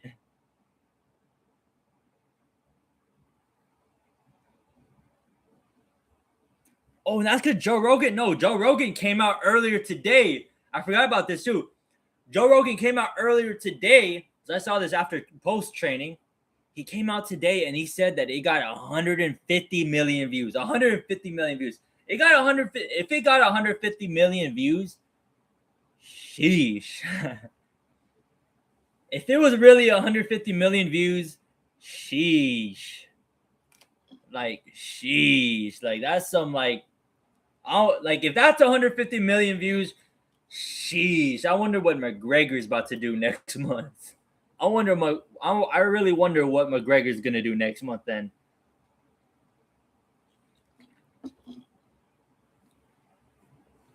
Mate, this came out to 17.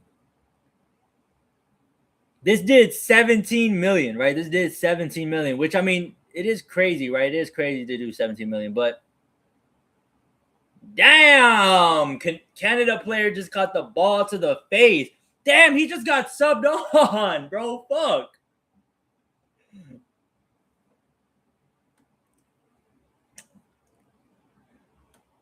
A minute ago, Canada made subs, right? And one of the first subs just got a direct kick in the face from the ball. Qatari defender kicks the ball right in the fucking face. And it's like from foot to head distance, right? Like it was like they were that close to each other. Instant concussion. Fa. But speaking of that, right? Speaking of that, right? I'm looking at the championship rounds post on the White House numbers, right? Championship rounds, very prominent account in the Twitter community. The very first reply on this, right? Very first reply on this is a fucking hilarious. The very first reply on this came from Kyle Dawkins himself. Kyle Dawkins, who lost his fight, right, at the White House card, but he fought at the White House card. He just fought. He was at the event. He did this event. First comment from Kyle Dawkins is a GIF. It's that skeleton GIF. Bah! Bah! White House card did 17 million. Bah! Shit.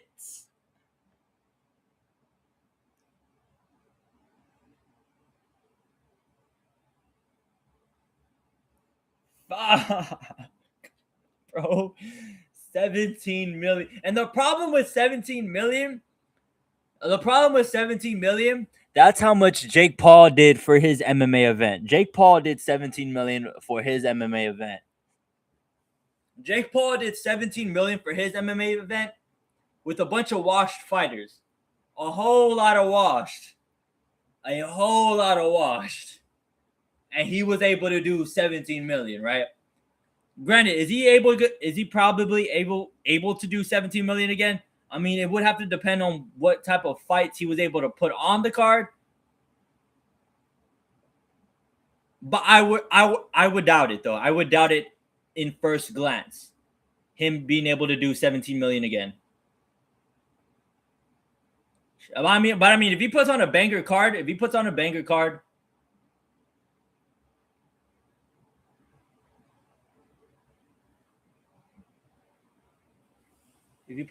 and oh,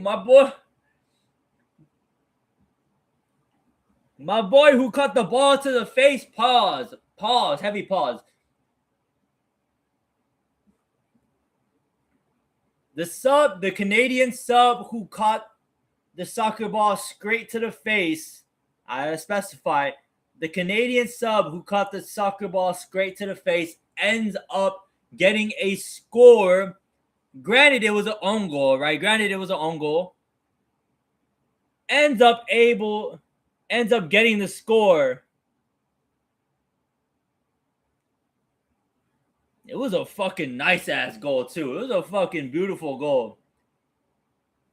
I mean, too bad the Qatari defender kind of like stole that shit from him. But damn, that was a nice goal. That's a nice goal from Schaffelberg.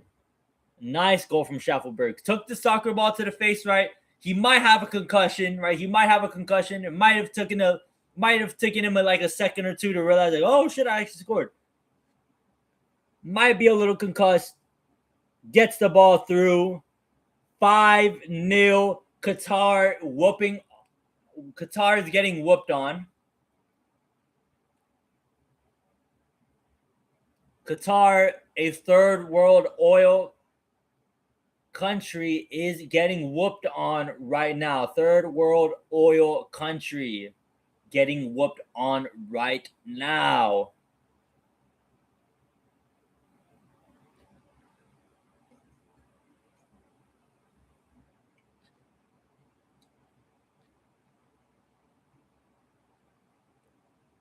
Yo, 17 million, man.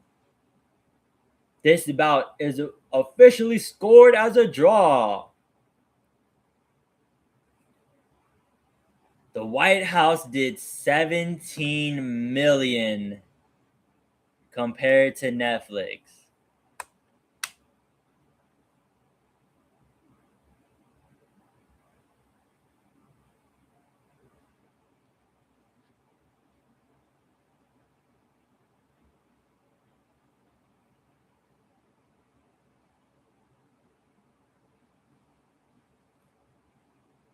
Bah!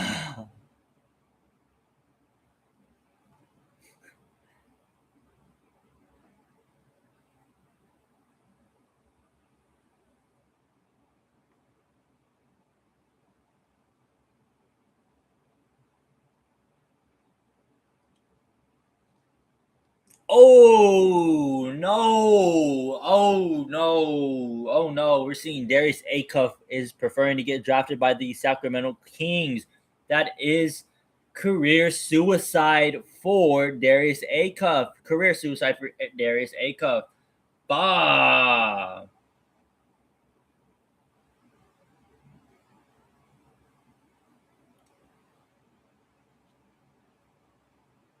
Oh, okay. All right. The saving grace is that this is 17 million in North America. All right, okay, cool, cool, cool. They might have done like a cool like 20 million, right? Okay, cool.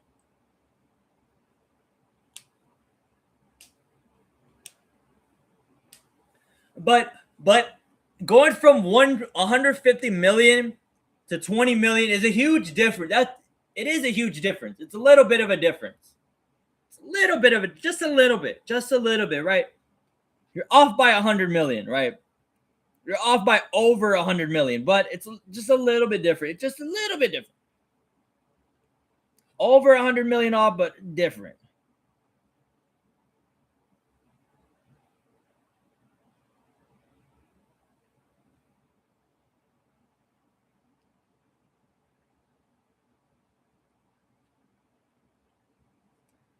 Ah,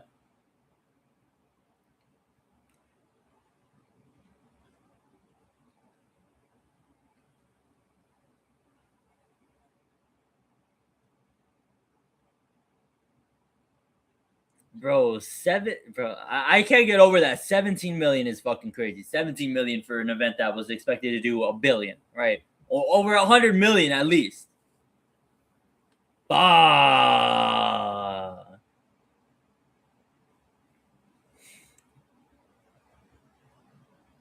I'm saying 17 million, but it's most likely like 20 to 25 million at most. At most 25 million.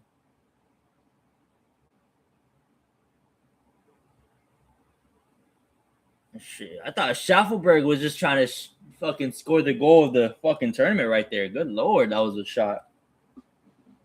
Crazy shot from Schaffelberg.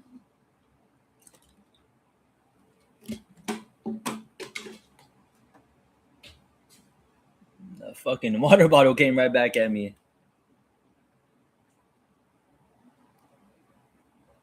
Damn, kind of sucks. I'm gonna be going. I'm gonna be going like. Be going a little rugged for the next couple of days. Gonna be going a little bit rugged for the next two streams. Bit rugged.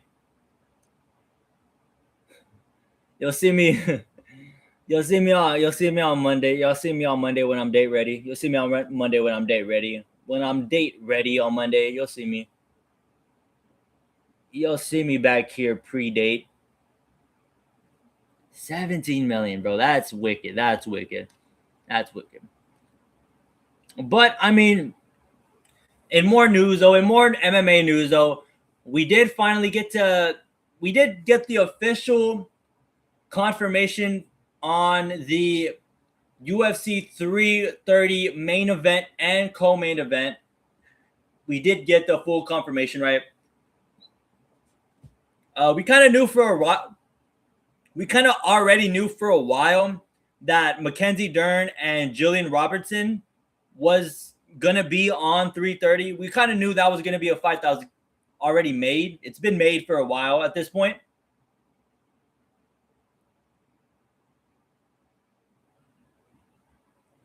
And Schaffelberg skies the shit out of the ball. Yeah, it was a fight. It was a fight made like a month ago, probably. So we knew that was going to be on the card. The UFC finally officially announced that, right? I do see that as a pretty, not an easy. It's going to be a grappling match. It's going to be a grappling match. And Jillian Robertson, I mean, she's not no fucking like. She's not no rookie, right? She ain't no rookie when it comes to this grappling shit, right? But I do think that this is probably the most tailor-made matchup for Mackenzie Dern. Not saying that Jillian Robertson isn't going to be able to deal with her grappling, but I do think if she were to continue defending this strawweight belt, I do think her chances are better aligned with defending it against a Jillian Robertson, though. I do think that that is the case, however, right? Speaking of Jillian Robertson, while Canada's playing, right? Bit ironic talking about Jillian Robertson when Canada's playing right now. Yeah, bit ironic. So, yeah, my early predictions for Mackenzie Dern versus Jillian Robertson, I do think this will be a decision. I think this will be a decision win, and a decision title defense for Mackenzie Dern. Her first title defense. Well, is it her first, right? I feel like I haven't seen because this is going to be the first women's title fight. Yeah, this is going to be the first women's title fight this year. Because Valentina fought at the very end of last year. Right? No, who was it? No, they both fought at the very end of last year. They both fought. Mackenzie and Valentino fought at the very end of last year, right? And we haven't seen a single women's title fight since then. And it's August. And the first one's gonna be in August, right? That seems kind of crazy. We were supposed to get Kayla Harrison in January, but I mean, yeah, shit happens. Oh, that was potential.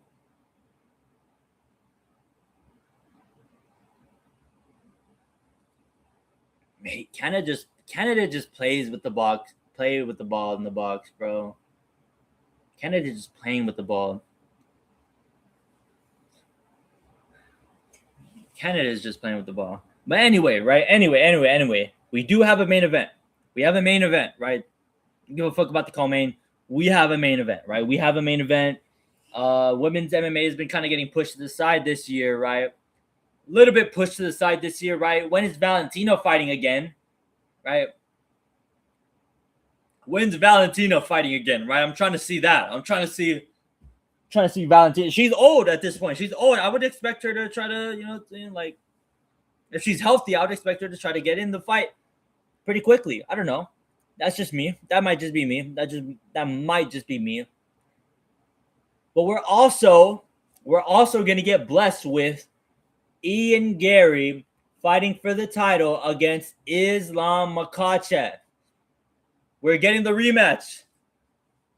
We're getting the McGregor Khabib rematch. We're getting the McGregor Khabib rematch in a different way, right? But hey, I'd rather the proteges than no. I'd rather the proteges than no fights at all. I'd rather the proteges than no rematches at all. Think we'd all rather the proteges than no rematches. I'm gonna double check. When does Mexico play? When does Mexico play? I'm thinking I'm probably gonna go live until Mexico plays. I'm thinking I'm gonna go live up until when Mexico plays. When Mexico plays, I think I'm gonna go. I think I'm gonna go off stream and just watch the Mexico game on my own.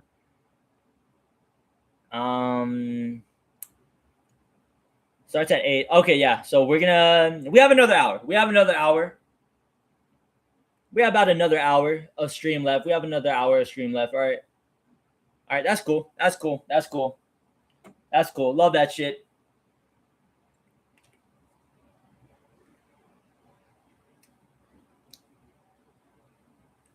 My TV was glitching for a second. I thought we got packed up. I almost thought we got packed up for a second. I almost thought we got packed up. Yeah, I'm thinking we're gonna go live up until 8 Central. We're gonna go live up until 8 Central.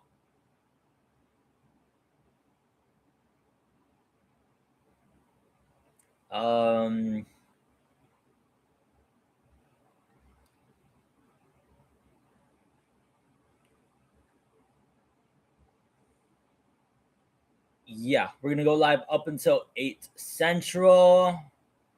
8 Central, because it also gives us time to break down more MMA, and we get a little bit of training camp reports, right? Get some training camp reports out of the way as well, right? So the easiest way for me to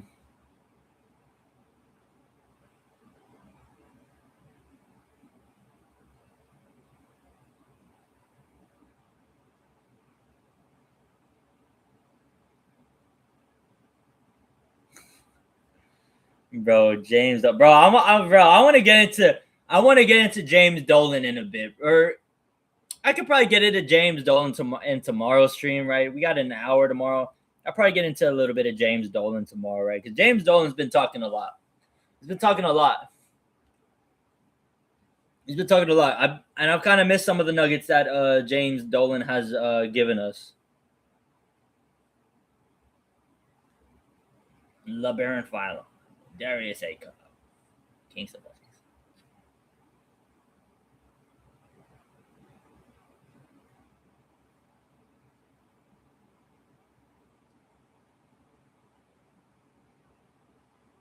White guys soloing a group of Colombian women. Sheesh.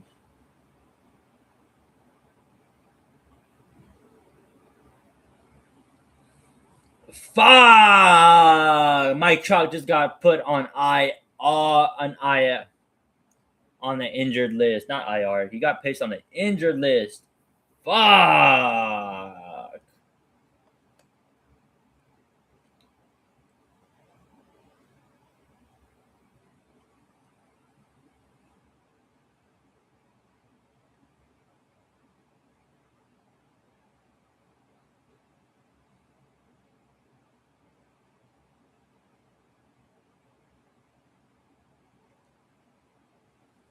Canada's still playing with the ball inside the box. We're heading into the 90th minute of the Canada game. Heading into the 90th minute of this Canada game. We're about to see how many minutes of extra time that Canada is about to get. Canada got very close to getting 80% of possession. And we're very close to getting 80% of possession.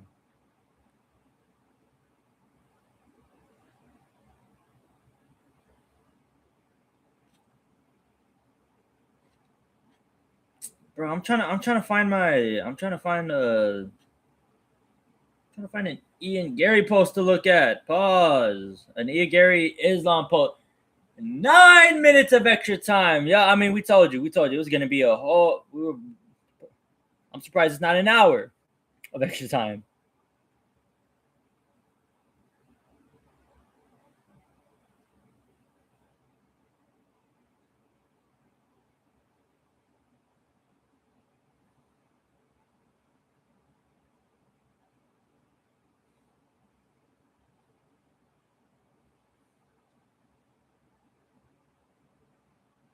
Navam.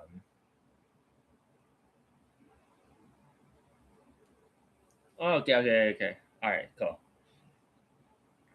No, fuck. I didn't want to full screen this shit. All right, okay.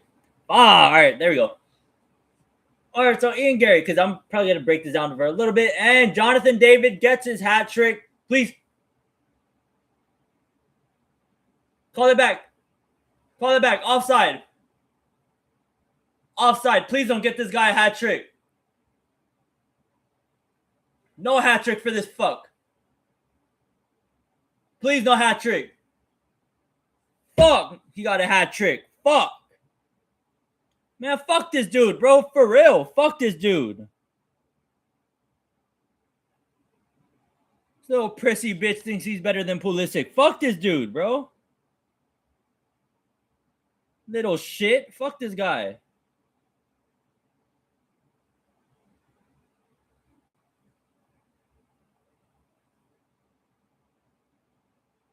Man, fuck this dude, bro. Fuck. This motherfucker has a hat trick, bro. This motherfucker has a hat trick. Balogun, we got... bro. Balogun, we got less than 24 hours to respond to this shit. We got less than 24 hours to respond to this shit. This motherfucker got a hat trick against a fucking team with 8 people playing, bro. They got 8 players on the field. And this asshole just is able to just get a fucking Mickey Mouse fucking hat trick, bro. I wish we could play Qatar.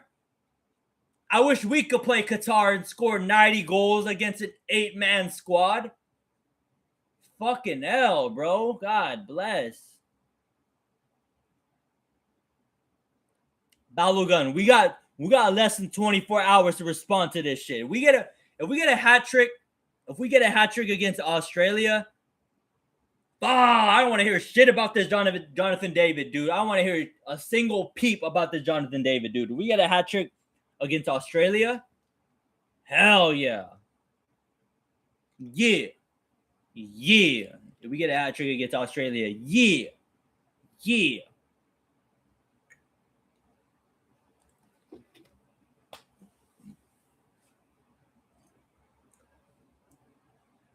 Shout out to Tay Keith. Shout out to Tay Keith. Rest in peace, Tay Keith. But Tay Keith, you know what I'm saying? You know, bro. Balogun. We got 24 hours to respond to this little bum, right? Remember, he's little bro. Remember, Jonathan David is little bro. He's little bro to Florian Balogun. He's little bro. Every time I'm about to talk about the Ian Gary and Islam fight, some bullshit happens, like Jonathan David scoring his fucking 1,000,000th goal against fucking Qatar. I guess I can put I don't have enough space for unsuccessful.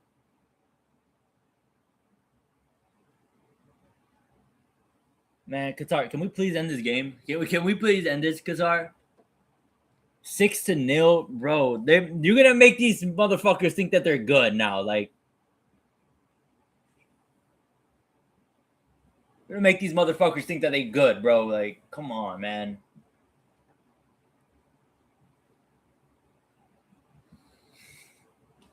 Bro, this is the most annoying thing ever. Like, them putting up 6 against a shit squad like this. Like, oh my goodness.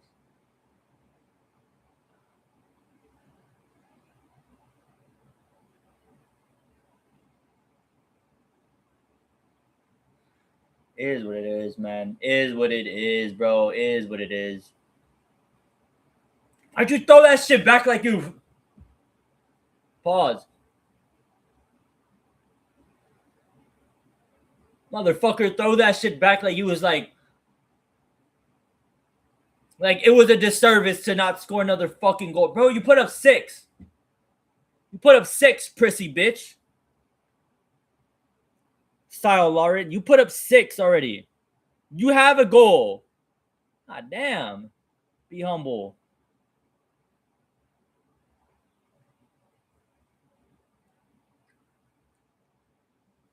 Florian Balogun, Lil Bro right here. Florian Balogun, Lil Bro.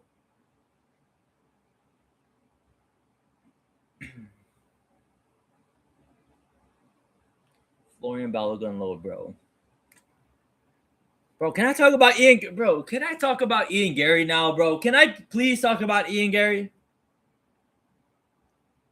Yeah. All right. Ian Gary going up against Islam, right? Ian Gary going up against Islam, main event of UFC 330, right? So now the very easy consensus, right, is Islam dominates Ian Gary, right? That's a very easy thing to say, very easy thing to project, right? The problem I have with this, though, the problem I do have with this,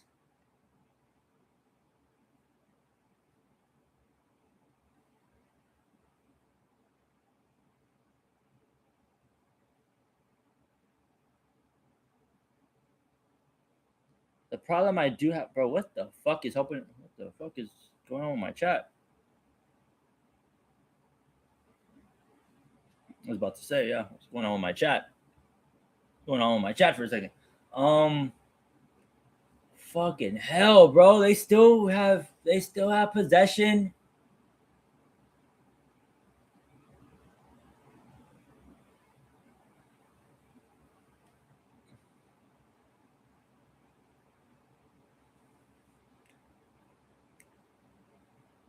Bro, who really can like these motherfuckers? Who really can like these motherfuckers?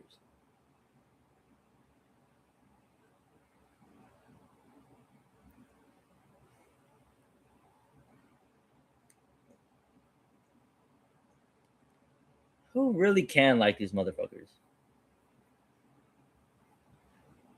So Ian Gary, man, Ian Gary poses a big challenge for Islam, and let me tell you why. Let me tell you why Ian Gary does pose a big challenge for Islam, right? Ian Gary is one of the best in this division at distance managing, right? One of the best at distance management, right? And I think the way that he does keeps his distance away from the fighter. It's gonna make a huge difference. It's gonna make a very huge difference in the way that Islam is able to approach this fight, right? I don't think Islam's gonna be able to just. I don't think he's gonna very easily be in a position to go get a takedown. I don't think so, right? I don't think he's gonna be.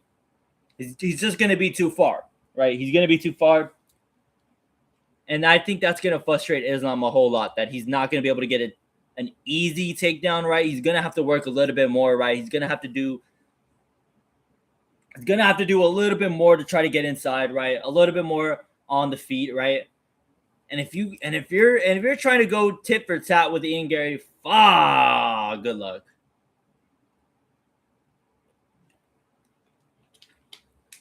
Good luck, because it's not going to work out. Thank you. Thank you. Oh my goodness. Fucking hell. Thank you. Thank you. Thank you. Ball gets placed inside the box for Canada. Absolutely skies it. And that is finally the end of the game versus Canada. I hope the coach for South America. I hope the coach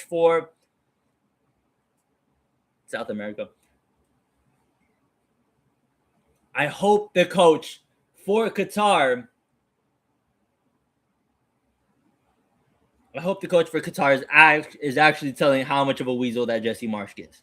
I'm really hoping that's the case. I'm really hoping that's the case, because there's no way he should have ran up the score like that when Qatar already lost 8 and 6 men. Like,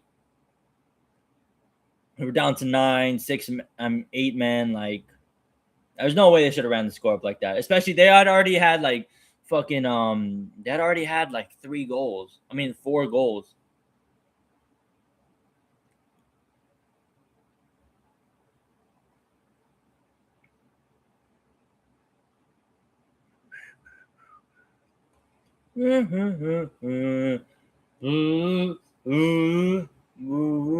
Ooh.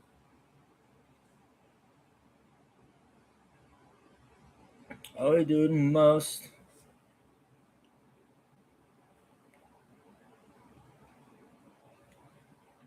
It's gonna be a very, very hard. That's gonna be a very hard fight for Islam.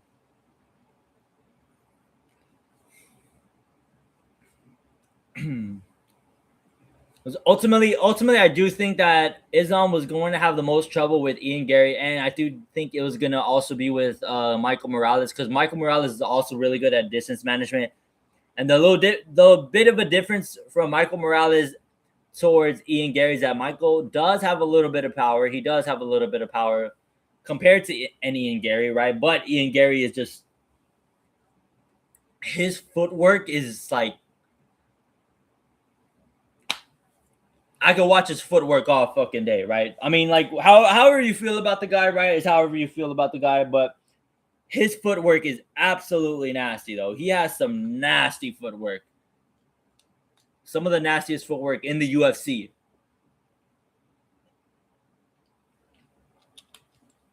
As a welterweight, right? He's doing this shit as a welterweight, right? So it just makes it all the more impressive. Like that. Do I have any more extra water? I don't have no more water. I do not have any more water. I don't have any more water. Hopefully, we have more supplies tomorrow because we are absolutely struggling today.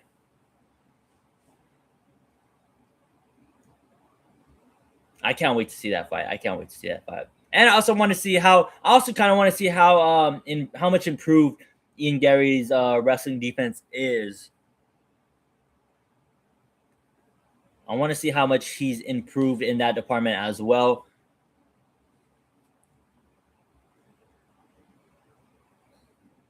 Because I mean, we've seen in a lot, we've seen it previous fights, right? We've seen it previous fights. Ian Gary's takedown defense to get tested, right? And it wasn't really passing the takedown defense from before, right? From a lot less like a Song Kanan, right? Song Kanan was able to get a takedown or two on an Ian Gary.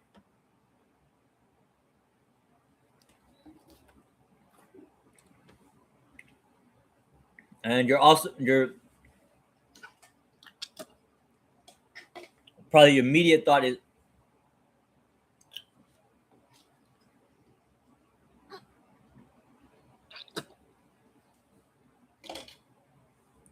probably your immediate thought is that oh no, is like wow, like if Song Kanan is able to get these takedowns on Ian Gary, right? Like what the fuck is Islam gonna be able to do, right? But different fighters make different fights. Different fighters, different styles make different fights. It's just the way it is, right? It's just the way it is, right?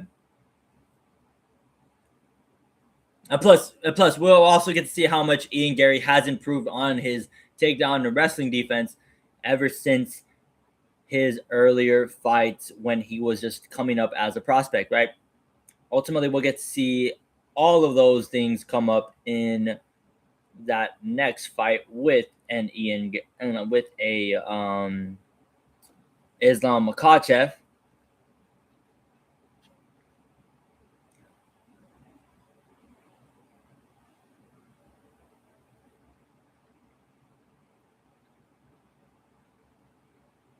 But yeah, ultimately, we're gonna end up seeing what ends up happening in that fight. We're gonna end up seeing what ends up happening in that fight.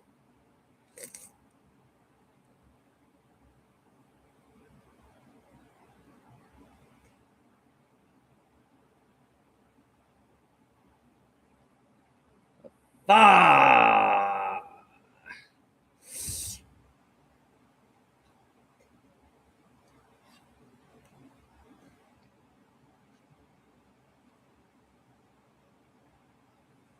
Ah!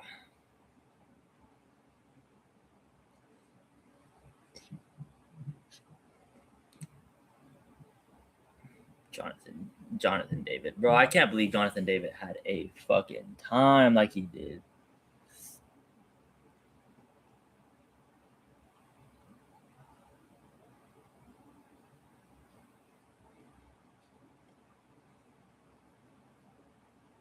Shake your dress, shake your dress, shake your dress.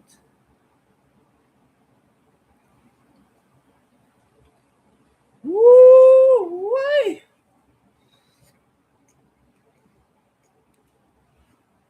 I'm gonna pull up in it.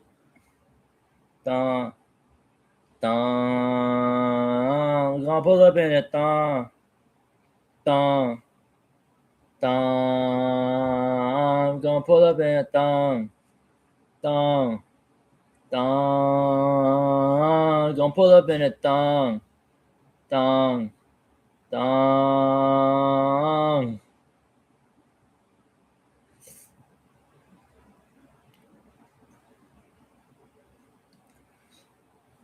We're gonna pull up in it. Dun, dun, dun.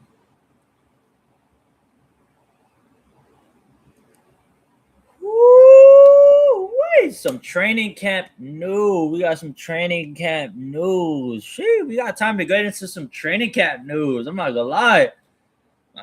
We got some time to get into some training camp news. All right, so a few training camp news. I've been seeing some reports from many different teams. Right? There's a couple of notable QB battles going on, right? Few teams going through some QB battles, right? We've heard a lot about what's been going on with the Vikings QB battle, right, between JJ McCarthy and Kyler Murray. I forgot who Kyler Murray's name was. Right. So we're seeing a QB battle between Kyler Murray and JJ McCarthy, right? And at first it seemed like Kyler Murray was like blowing out JJ McCarthy out the water, but then as of late, it kind of seems like it's kind of back into like a neck and neck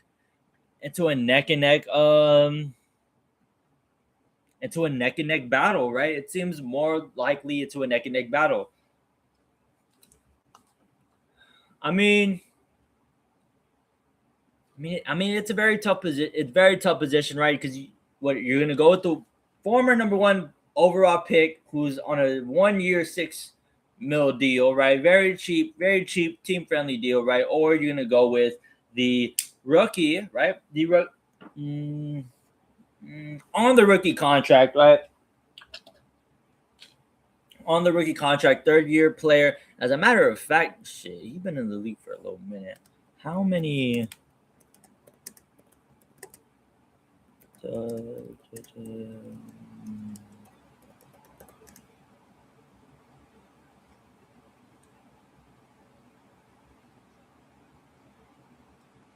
Runs into the end of the 2028. Oh, he has 2 more years, right? He has 2 more years. His contract's a little bit longer than Kyler Murray, longer by a year.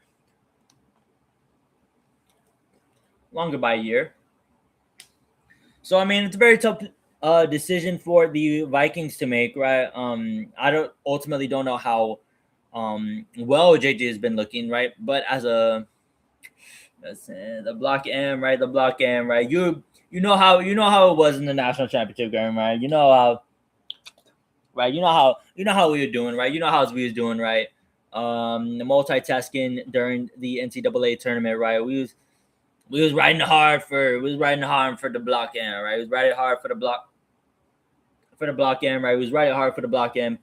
And ultimately I would love to see JJ McCarthy prove everybody wrong, right?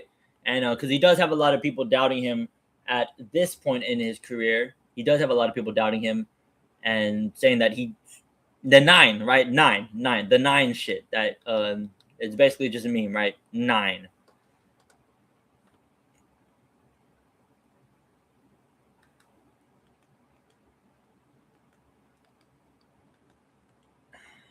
But yeah, I'm really hoping to see.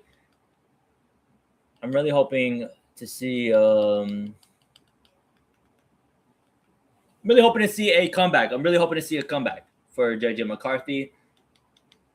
I kind of want to see something now. I'm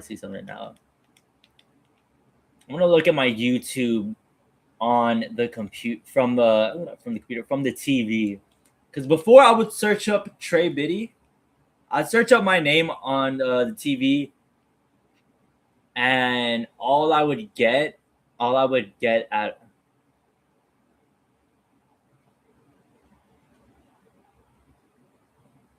Trey Bino. Oh hell no! This dude with two. No. I better see my name pop up. I better see my name up. We actually have more subs than this. Subs than this. Wow.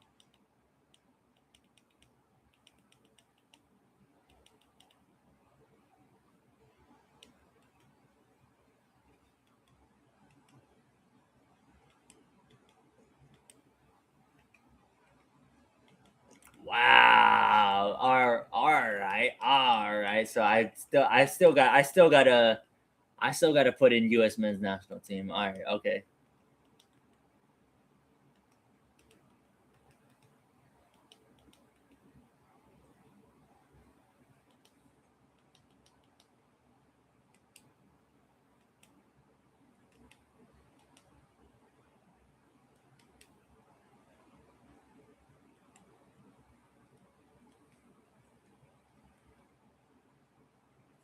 My video was in 4K. My video was in 4Ks. 4Ks. My video was in 4Ks. What is you talking about? My videos are 4Ks. All right. Okay. Yeah. So JJ McCarthy, right? I would hope JJ McCarthy does win the QB battle in Minnesota, but ultimately we got to see what ends up happening, though. I got to see what ends up happening. Just right now, I did see reports. Coming out of the Cleveland Browns camp. I saw reports coming out of the Cleveland Browns camp that Mr. Perfect Timing himself, Mr. Shedeur Sanders, is actually bridging himself a little bit of a gap between him and Deshaun Watson. He's kind of creating himself a little bit of a gap, actually.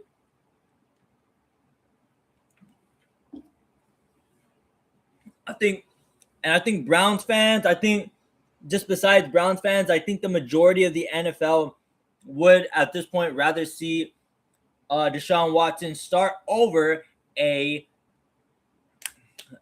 would rather see a Deshaun Watson start over a Deshaun.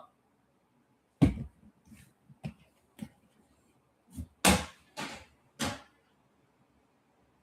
get that.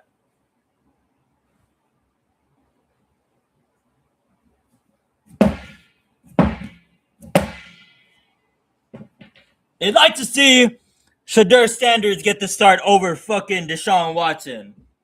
God bless, brother. This is like my fucking fourth time. If I do it one more time, I'm cutting the shit off, right? I'm ending stream, right? But it has to be past the 3-hour mark. It has to be 3 hours. If I do this shit again, fucking shit.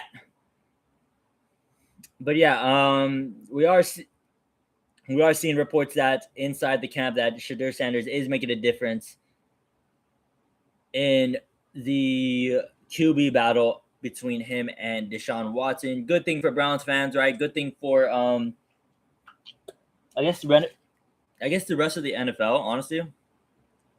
But we'll end up seeing what happens. We'll end up seeing what happens right there, yeah. And hopefully we never see Deshaun Watson again, right? Hopefully we never see him again, right? But we'll end up seeing what ends up happening there, right? What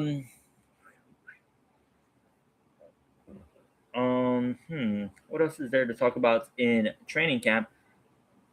Atlanta is bringing back their killer, right? Or their attempted killer. Atlanta's bringing back their attempted killer. I'm sure. I wonder how Atlanta Falcons fans feel about James Pierce. I really wonder how Atlanta Falcons fans feel about James Pierce, because there's a part of there's like a part of the fandom that's actually like defending him, and I don't know how the rest of them feel though. Like, is that a consensus? Is that a consensus? Is that a consensus? Is like, is are they all like gonna? Are they all defending James Pierce at this point? Right? They are. It's kind of nasty. It's kind of nasty, especially for their culture. Especially for their culture in Atlanta, right? It's a little nasty. It's a little wormy. It's a little wormy coming out of Atlanta culture, defending defending someone like James Pierce. It's a little slimy. It's a little slimy. But yeah. But yeah, who knows? Who knows? Who knows? Maybe Atlanta just likes people like that. Or maybe Georgia, maybe just the state of Georgia likes people like James Pierce, right? Because I mean, we see it all the time with the Georgia Bulldogs, right? It's almost like a meme at this point, right? It's almost like a meme at this point, right? Like a new week, a new Georgia player gets slammed with a vehicular charge, a vehicle charge, right? Something happens when a Georgia player gets pulled over. Besides a ticket, they come back in cuffs. Tough break. But is what it is, though. Is what it is. What else to talk about? I'm trying to get around my Saints, right? I'm trying to move it around my Saints, right? We saw George Pickens, right? We saw George Pickens coming back to Cowboys camp, right? He was holding out for, I don't know what the fuck he was holding out for, if I'm going to be quite honest, right? Was it an extension, right? It was like an extension, right? Whatever, right? He's holding out, right? He didn't want to be placed on the franchise tag, but good boy, right? Good boy had to show up to training camp on that franchise tag already. Who knows if this is going to be the last year of George Pickens in Dallas, right? But I would, if I'm George Pickens, I would just try to stay in Dallas, if I'm being honest. I would just try to stay in Dallas if I'm being honest, but who knows how much Jerry is willing to pay for someone like George Pickens. Yeah, we'll end up seeing what happens with George Pickens and the Dallas Cowboys. But for this year, at the very least for this year, it seems like they're going to be on the same page, Dallas and Giorgio Pickens.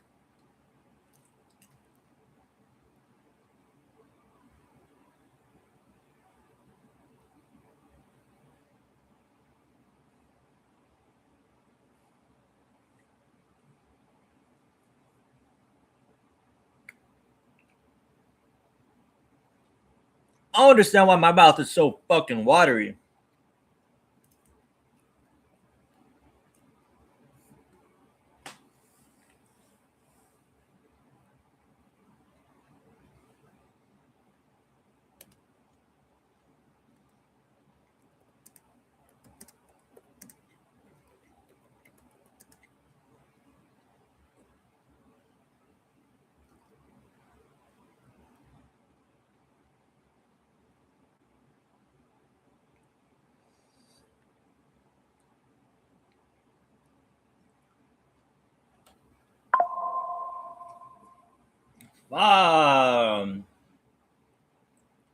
Nausea, dental issues.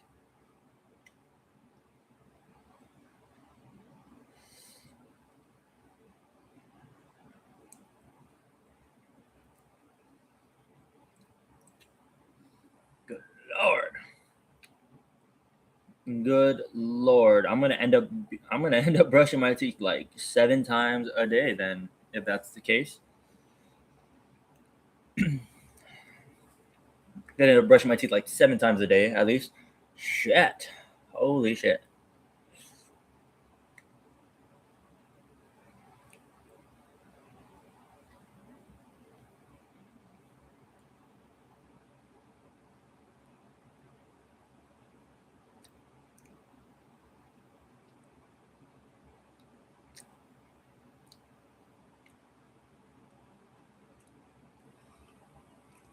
Wow, that's absolutely wild, actually. That is absolutely wild. Absolutely wild. All right. Okay. Um.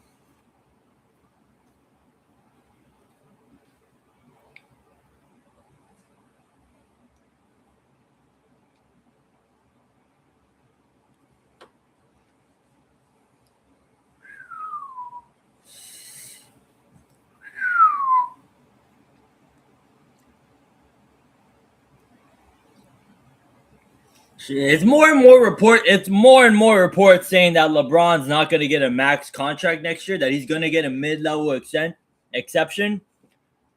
I mean, at this point, you hear. At this point, you only hear it from so many people that he's going to get a. He's not getting a max. You only hear it from so many people that it now starts to like. You now have to believe it at this point. You kind of have to believe it at this point. Kind of have to believe what people are saying at this point. If everybody's saying it, kind of have to believe it.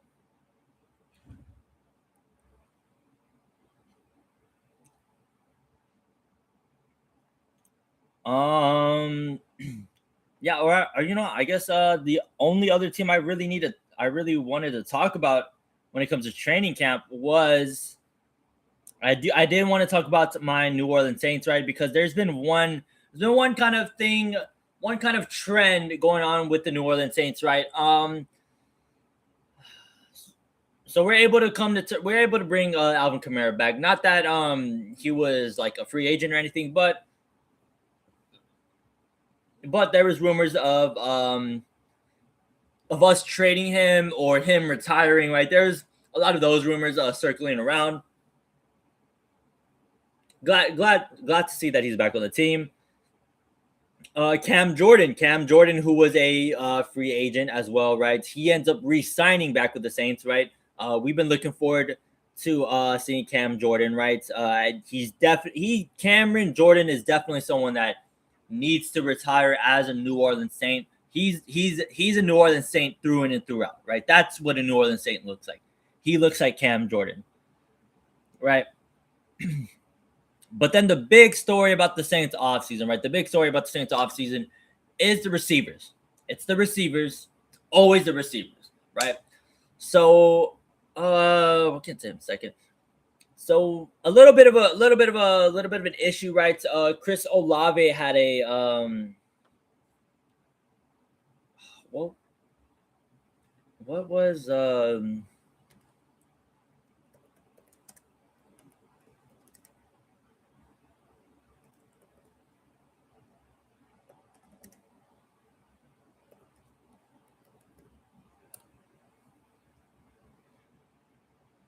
so yeah, he had a blood clot. He had a blood clot in his lung, right? He's been recovering from that, right? He's expected to get off blood thinners later this month or next month. I believe he's expected to get off blood thinners next month.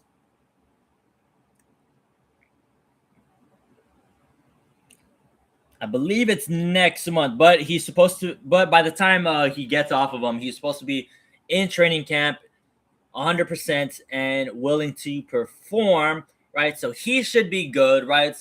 But somebody that's kind of scaring us a little bit is our number is it's our number 8 pick, right? It's our number 8 pick, Jordan Tyson. Jordan Tyson. I was really excited for Jordan Tyson. I still am very excited for Jordan Tyson, right? I do feel like the Saints made the correct decision in drafting Jordan Tyson, right? Well,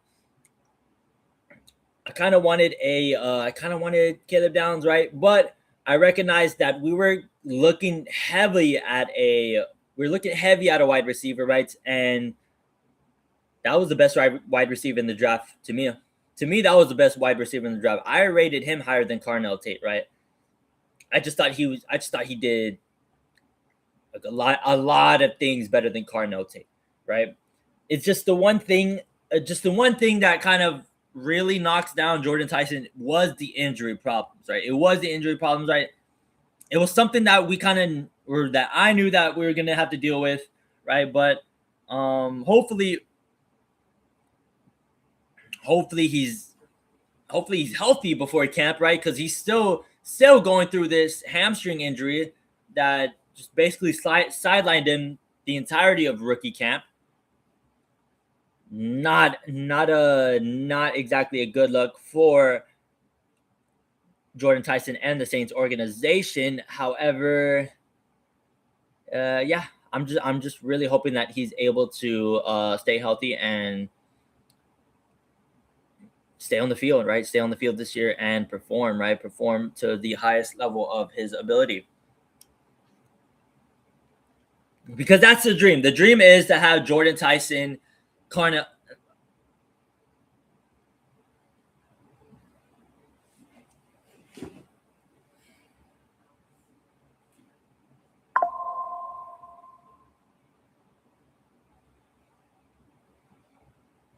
yeah. Yeah. Yeah. Yeah. The dream is to have Chris Olave, Jordan Tyson, and Devon Vele all together. Fucking hell, mate. Fucking hell, mate. Bynum Brown's pretty cool too. I like Bynum Brown as a speed guy. As a speed guy, we kind of. I feel like we always kind of gotta keep a ratchet on us, right? When I mean by ratchet, I mean by a speed, right? You know what I'm saying? By like a speed gadget, right? A little speed gadget, right? We always got to keep a ratchet on us, right? Always got to keep a ratchet on us. A little speed gadget, right? A little speed gadget. I really do like the way the Saints wide receiver core is shaping up. However, it would look so much better if we were to have a healthy Jordan Tyson, on our squad. It would look so much better. So much better.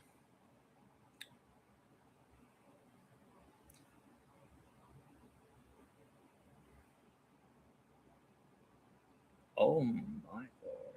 Oh my lord.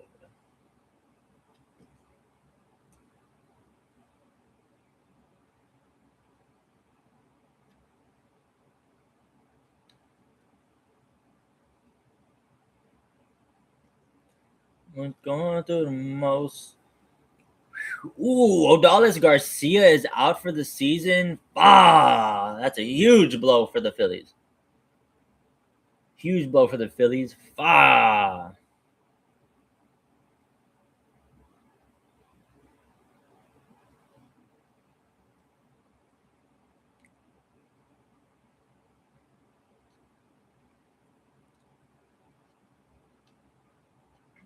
Ah.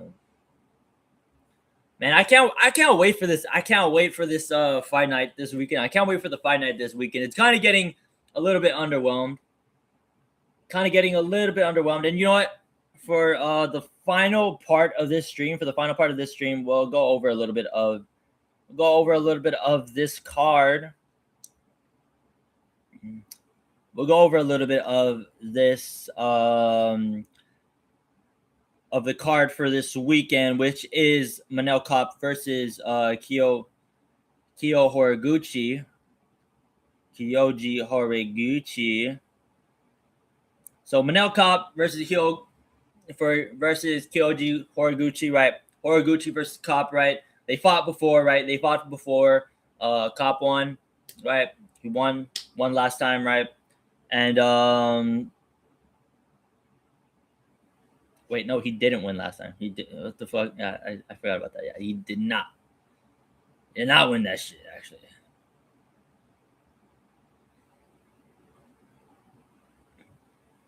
He indeed did not win that fight. What the fuck? Yeah, he didn't win that fight. But yeah, that was Manel Kopp when he was a lot younger, though. It was Manel Kopp when he was a lot younger, right? Before the gyno, right? It was pre-gyno Manel Kopp, right? I like Kopp. Getting it done against Kyoji Horiguchi, right? Yeah, I like Kopp getting it done against Horiguchi, right? Very talented fighter, Manel Kopp, right? Very creative striker, very talented fighter, and very good wrestling, very good all-around fighter in general, right? Very good grappling. And yeah, I just like him just taking the fight to Horiguchi. I do like him taking the fight to Horiguchi. Um, and then like throughout the card, there's a couple of sick fights throughout the card, right? Um,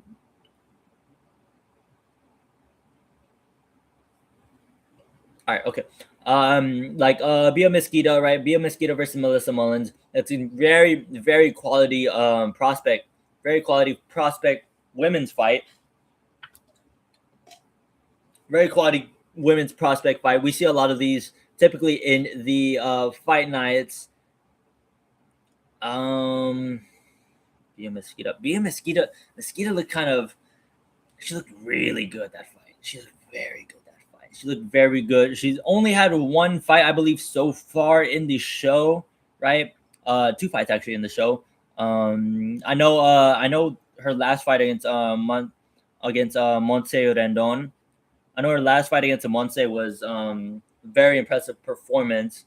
Um, Melissa Mullins herself is a pretty impressive fighter as well. Very good striking, right? Very good striking from Melissa Mullins. I do, however, I do like Bia. I do like Bia getting the dub over Melissa Mullins, right? We're not going through card. We're not breaking down the full card, right? Um, we'll save that for a Saturday type of we'll say that for a Saturday type of event, right? A Saturday type of stream, you know what I'm saying?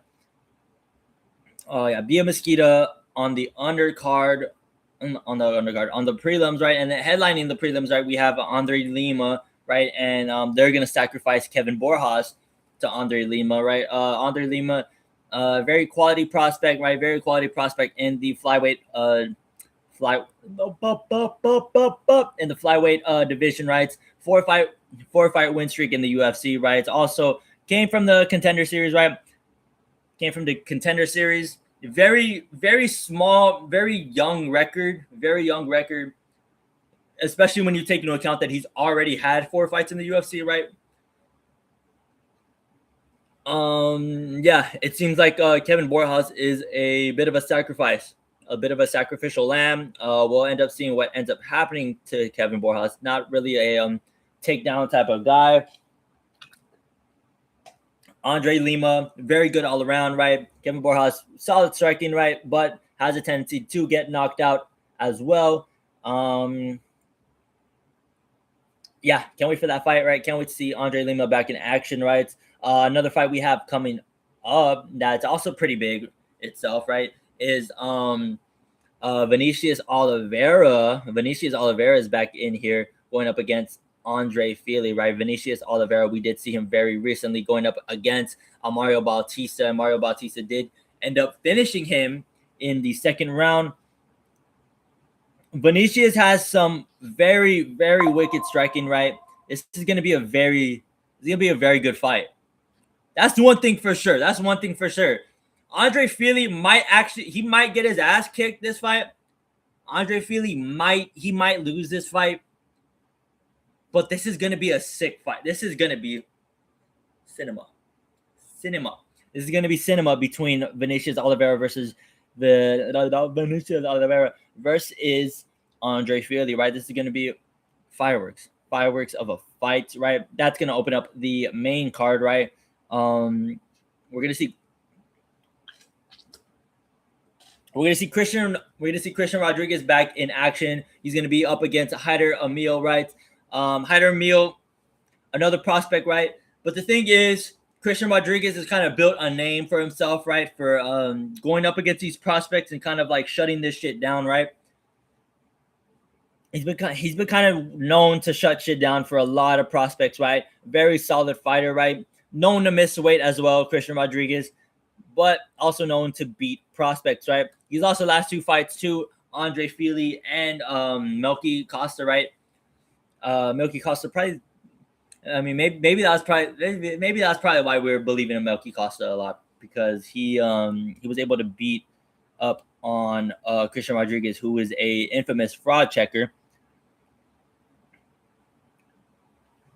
But I mean, yeah, we're gonna find out a lot about Haider Emil. We're gonna find out. Ultimately, that's what we put Christian Rodriguez up against these contenders 4. We're going to find out a lot about that contender, right? We're going to find out whether they are able to really swim with the big dogs, right? It's usually a really good big test to go up against.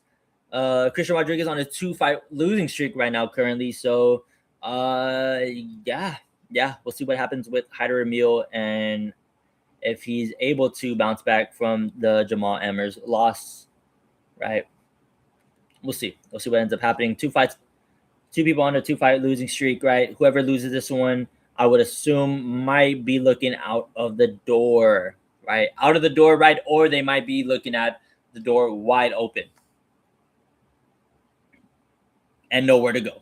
And nowhere to go. The door wide open and nowhere to go. And then the co-main event, right? The co-main event is going to be a fucking sick fight too, right? If Andre Fili and Vinicius Oliveira isn't going to be the fight of the night, right? Which I do think that there's 3 of them, right? Because the main event's also pretty fucking sick too, right?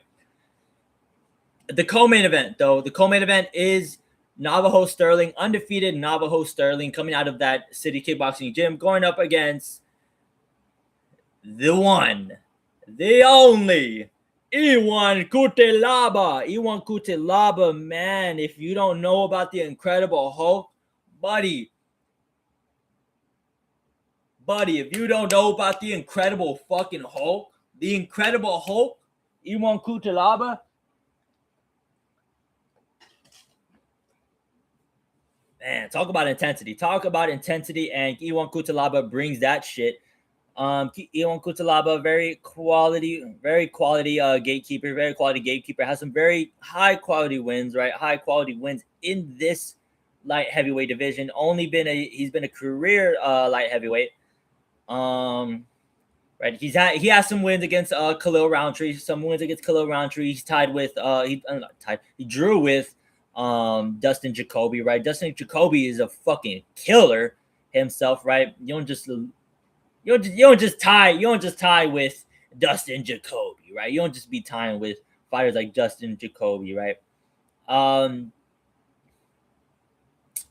He's really only lost to like really high level fighters, but he has some wins against some very high level fighters himself as well. So, very, very, very hard to predict this fight, right? He just fraud checked Umar Sy, right? He's coming off of a fraud check on Umar Sy. Navajo Sterling, I guess you could really say this is the first big test for Navajo Sterling, right? And this is probably one of the worst big tests you could possibly get as an undefeated fighter, right? Somebody who doesn't give a fuck about whether they win or lose the fight, right? Yeah, I would imagine Iwan Cutelaba is an absolute nightmare of a matchup for someone like Navajo Sterling, right? Yeah.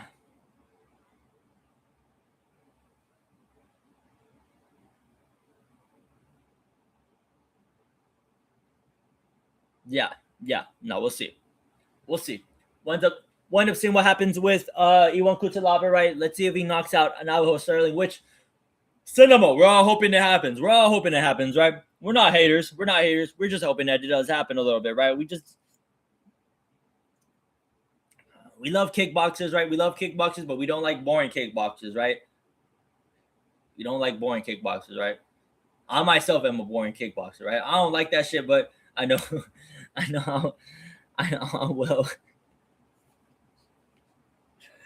how well that shit works, bro. I know how this shit works. I know how well this shit works, bro. I know how this shit just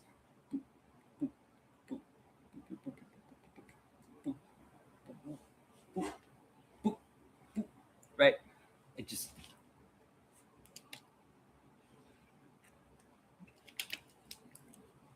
right, like just keep it at distance. Right? Just keep it at distance. Let's keep it at distance. Let's keep kick, low lead, front kick, low lead, calf kick, lead calf kick, lead front kick. Yeah, we know how this distance managing shit goes. Like Navajo Sterling, born fighter, right? We say the same thing about Cyril Gane this past weekend, but Cyril Gane very good fight, and it works. It works. It works. You saw how I was able to just knock down Pereira with a jab, right? I mean, it also helps that Pereira does leave that motherfucker up hanging. It also does help that Pereira does leave that chin up in the air, hanging, twerking up all the air, right? Twerking up all the air, right? It is what it is, but yeah. Yeah, a lot of good fights going on this weekend, right? Undercard is pretty stacked itself too, but somebody goes, I'm like, am I on that hand? Well, you don't know who I am.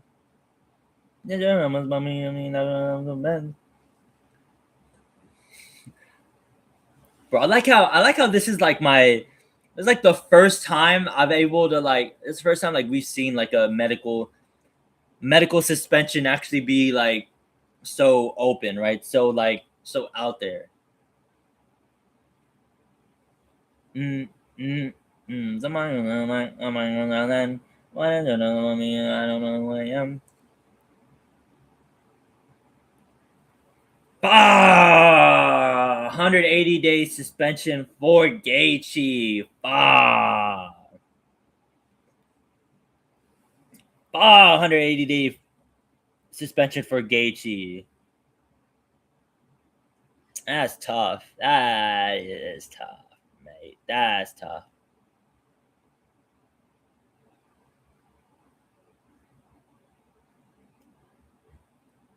Bro, Bo Nickel's got a 4-day. Bo Nickel got a 4-day rest, bro. Bo Nickel's medical suspension's already done, bro. He's already up. Bo Nickel's the only one that can just fight like directly right after, bro. Shout out Bo Nickel, bro. Bo Nickel really impresses all. Bo Nickel really impresses all, bro. I really hope Bo Nickel get a good next fight. I really do. I really do hope he deserves it. He deserve it a little bit. He kind of deserve it a little bit, right? Big name. He might deserve it a little bit. I can't lie.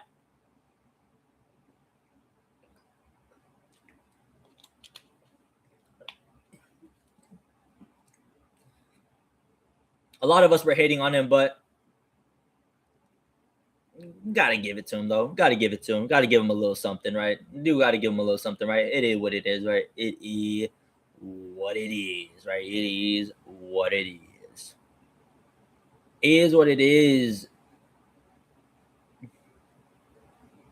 It is what it is, baby girl. It is what it is. Yeah, I mean, I'm not gonna lie. I'm looking at the time right now. I did say that we're going to end at around 8, and I mean, looks like we got 3 hours done. We hit a lot of areas, right? We talked about Pereira, right? We talked about a lot of the UFC announcements, right? Talked about the next card that's coming up, right? Talked about the 330 card as well, right? We also talked about the FIFA World Cup, right? We talked about all the teams that have gone through their first matchups, right? Gave some brand new predictions on who we think is going to end up advancing on to the next round, right? Because I mean, some things kind of changed, right? There's some things like that kind of changed, right? Like Spain and Uruguay, like one of those teams are gonna have to most likely end up needing a three seed to advance into the World Cup, right? Same thing with Brazil. I do think Brazil is gonna end up needing a three seed to end up advancing as well. All right, so we're seeing a lot of good teams hanging on by a very thin thread, right? Very thin thread. However, the good teams usually do good things, right? So ultimately, yeah, I do see a lot of those teams end up advancing those still, but we still got to kick the ball, right? Still got to kick off the ball. Still got to kick off any given day. Still got to kick off any given day. It could be right? Like it could be shit. Like Saudi could just end up taking Spain's spot, and Spain doesn't end up getting in from a low 3 seed, right? Like, I mean, that could very well end up happening, right? So yeah, we talked about we gave a little bit of news on NFL training camp, right? Gave a little news NFL training camp. I think I want to end up editing the description, right, and saying like hate watch unsuccessful. The hate watch was unsuccessful, right? We did also cover Canada and Qatar, right? It was absolute embarrassment of a game, absolute embarrassment of a hate watch on my part, right? Very rough hate watch on my part. We did see the injury, right? We did see the injury. Broke down the injury, right? Broke down necessarily like what ended up happening and how it ended up happening, right? Where the leg break broke, where the leg break broke. All right, okay, where the leg break. All right, okay, that was good. That was all good, right? We went to NFL, ended up FIFA, and all that shit, right? See y'all tomorrow, right? See y'all tomorrow with the big USA stream, right? It's gonna be fucking crazy, right? We're gonna be going live probably around 1:00 tomorrow in the afternoon, and yeah, that's gonna be it for me today. Yeah.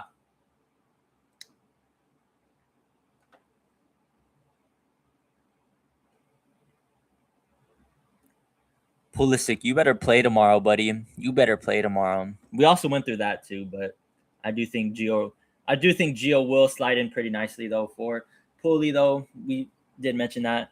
Yeah, I guess that's probably where I ended off, right? Yeah. See y'all tomorrow. And Gio!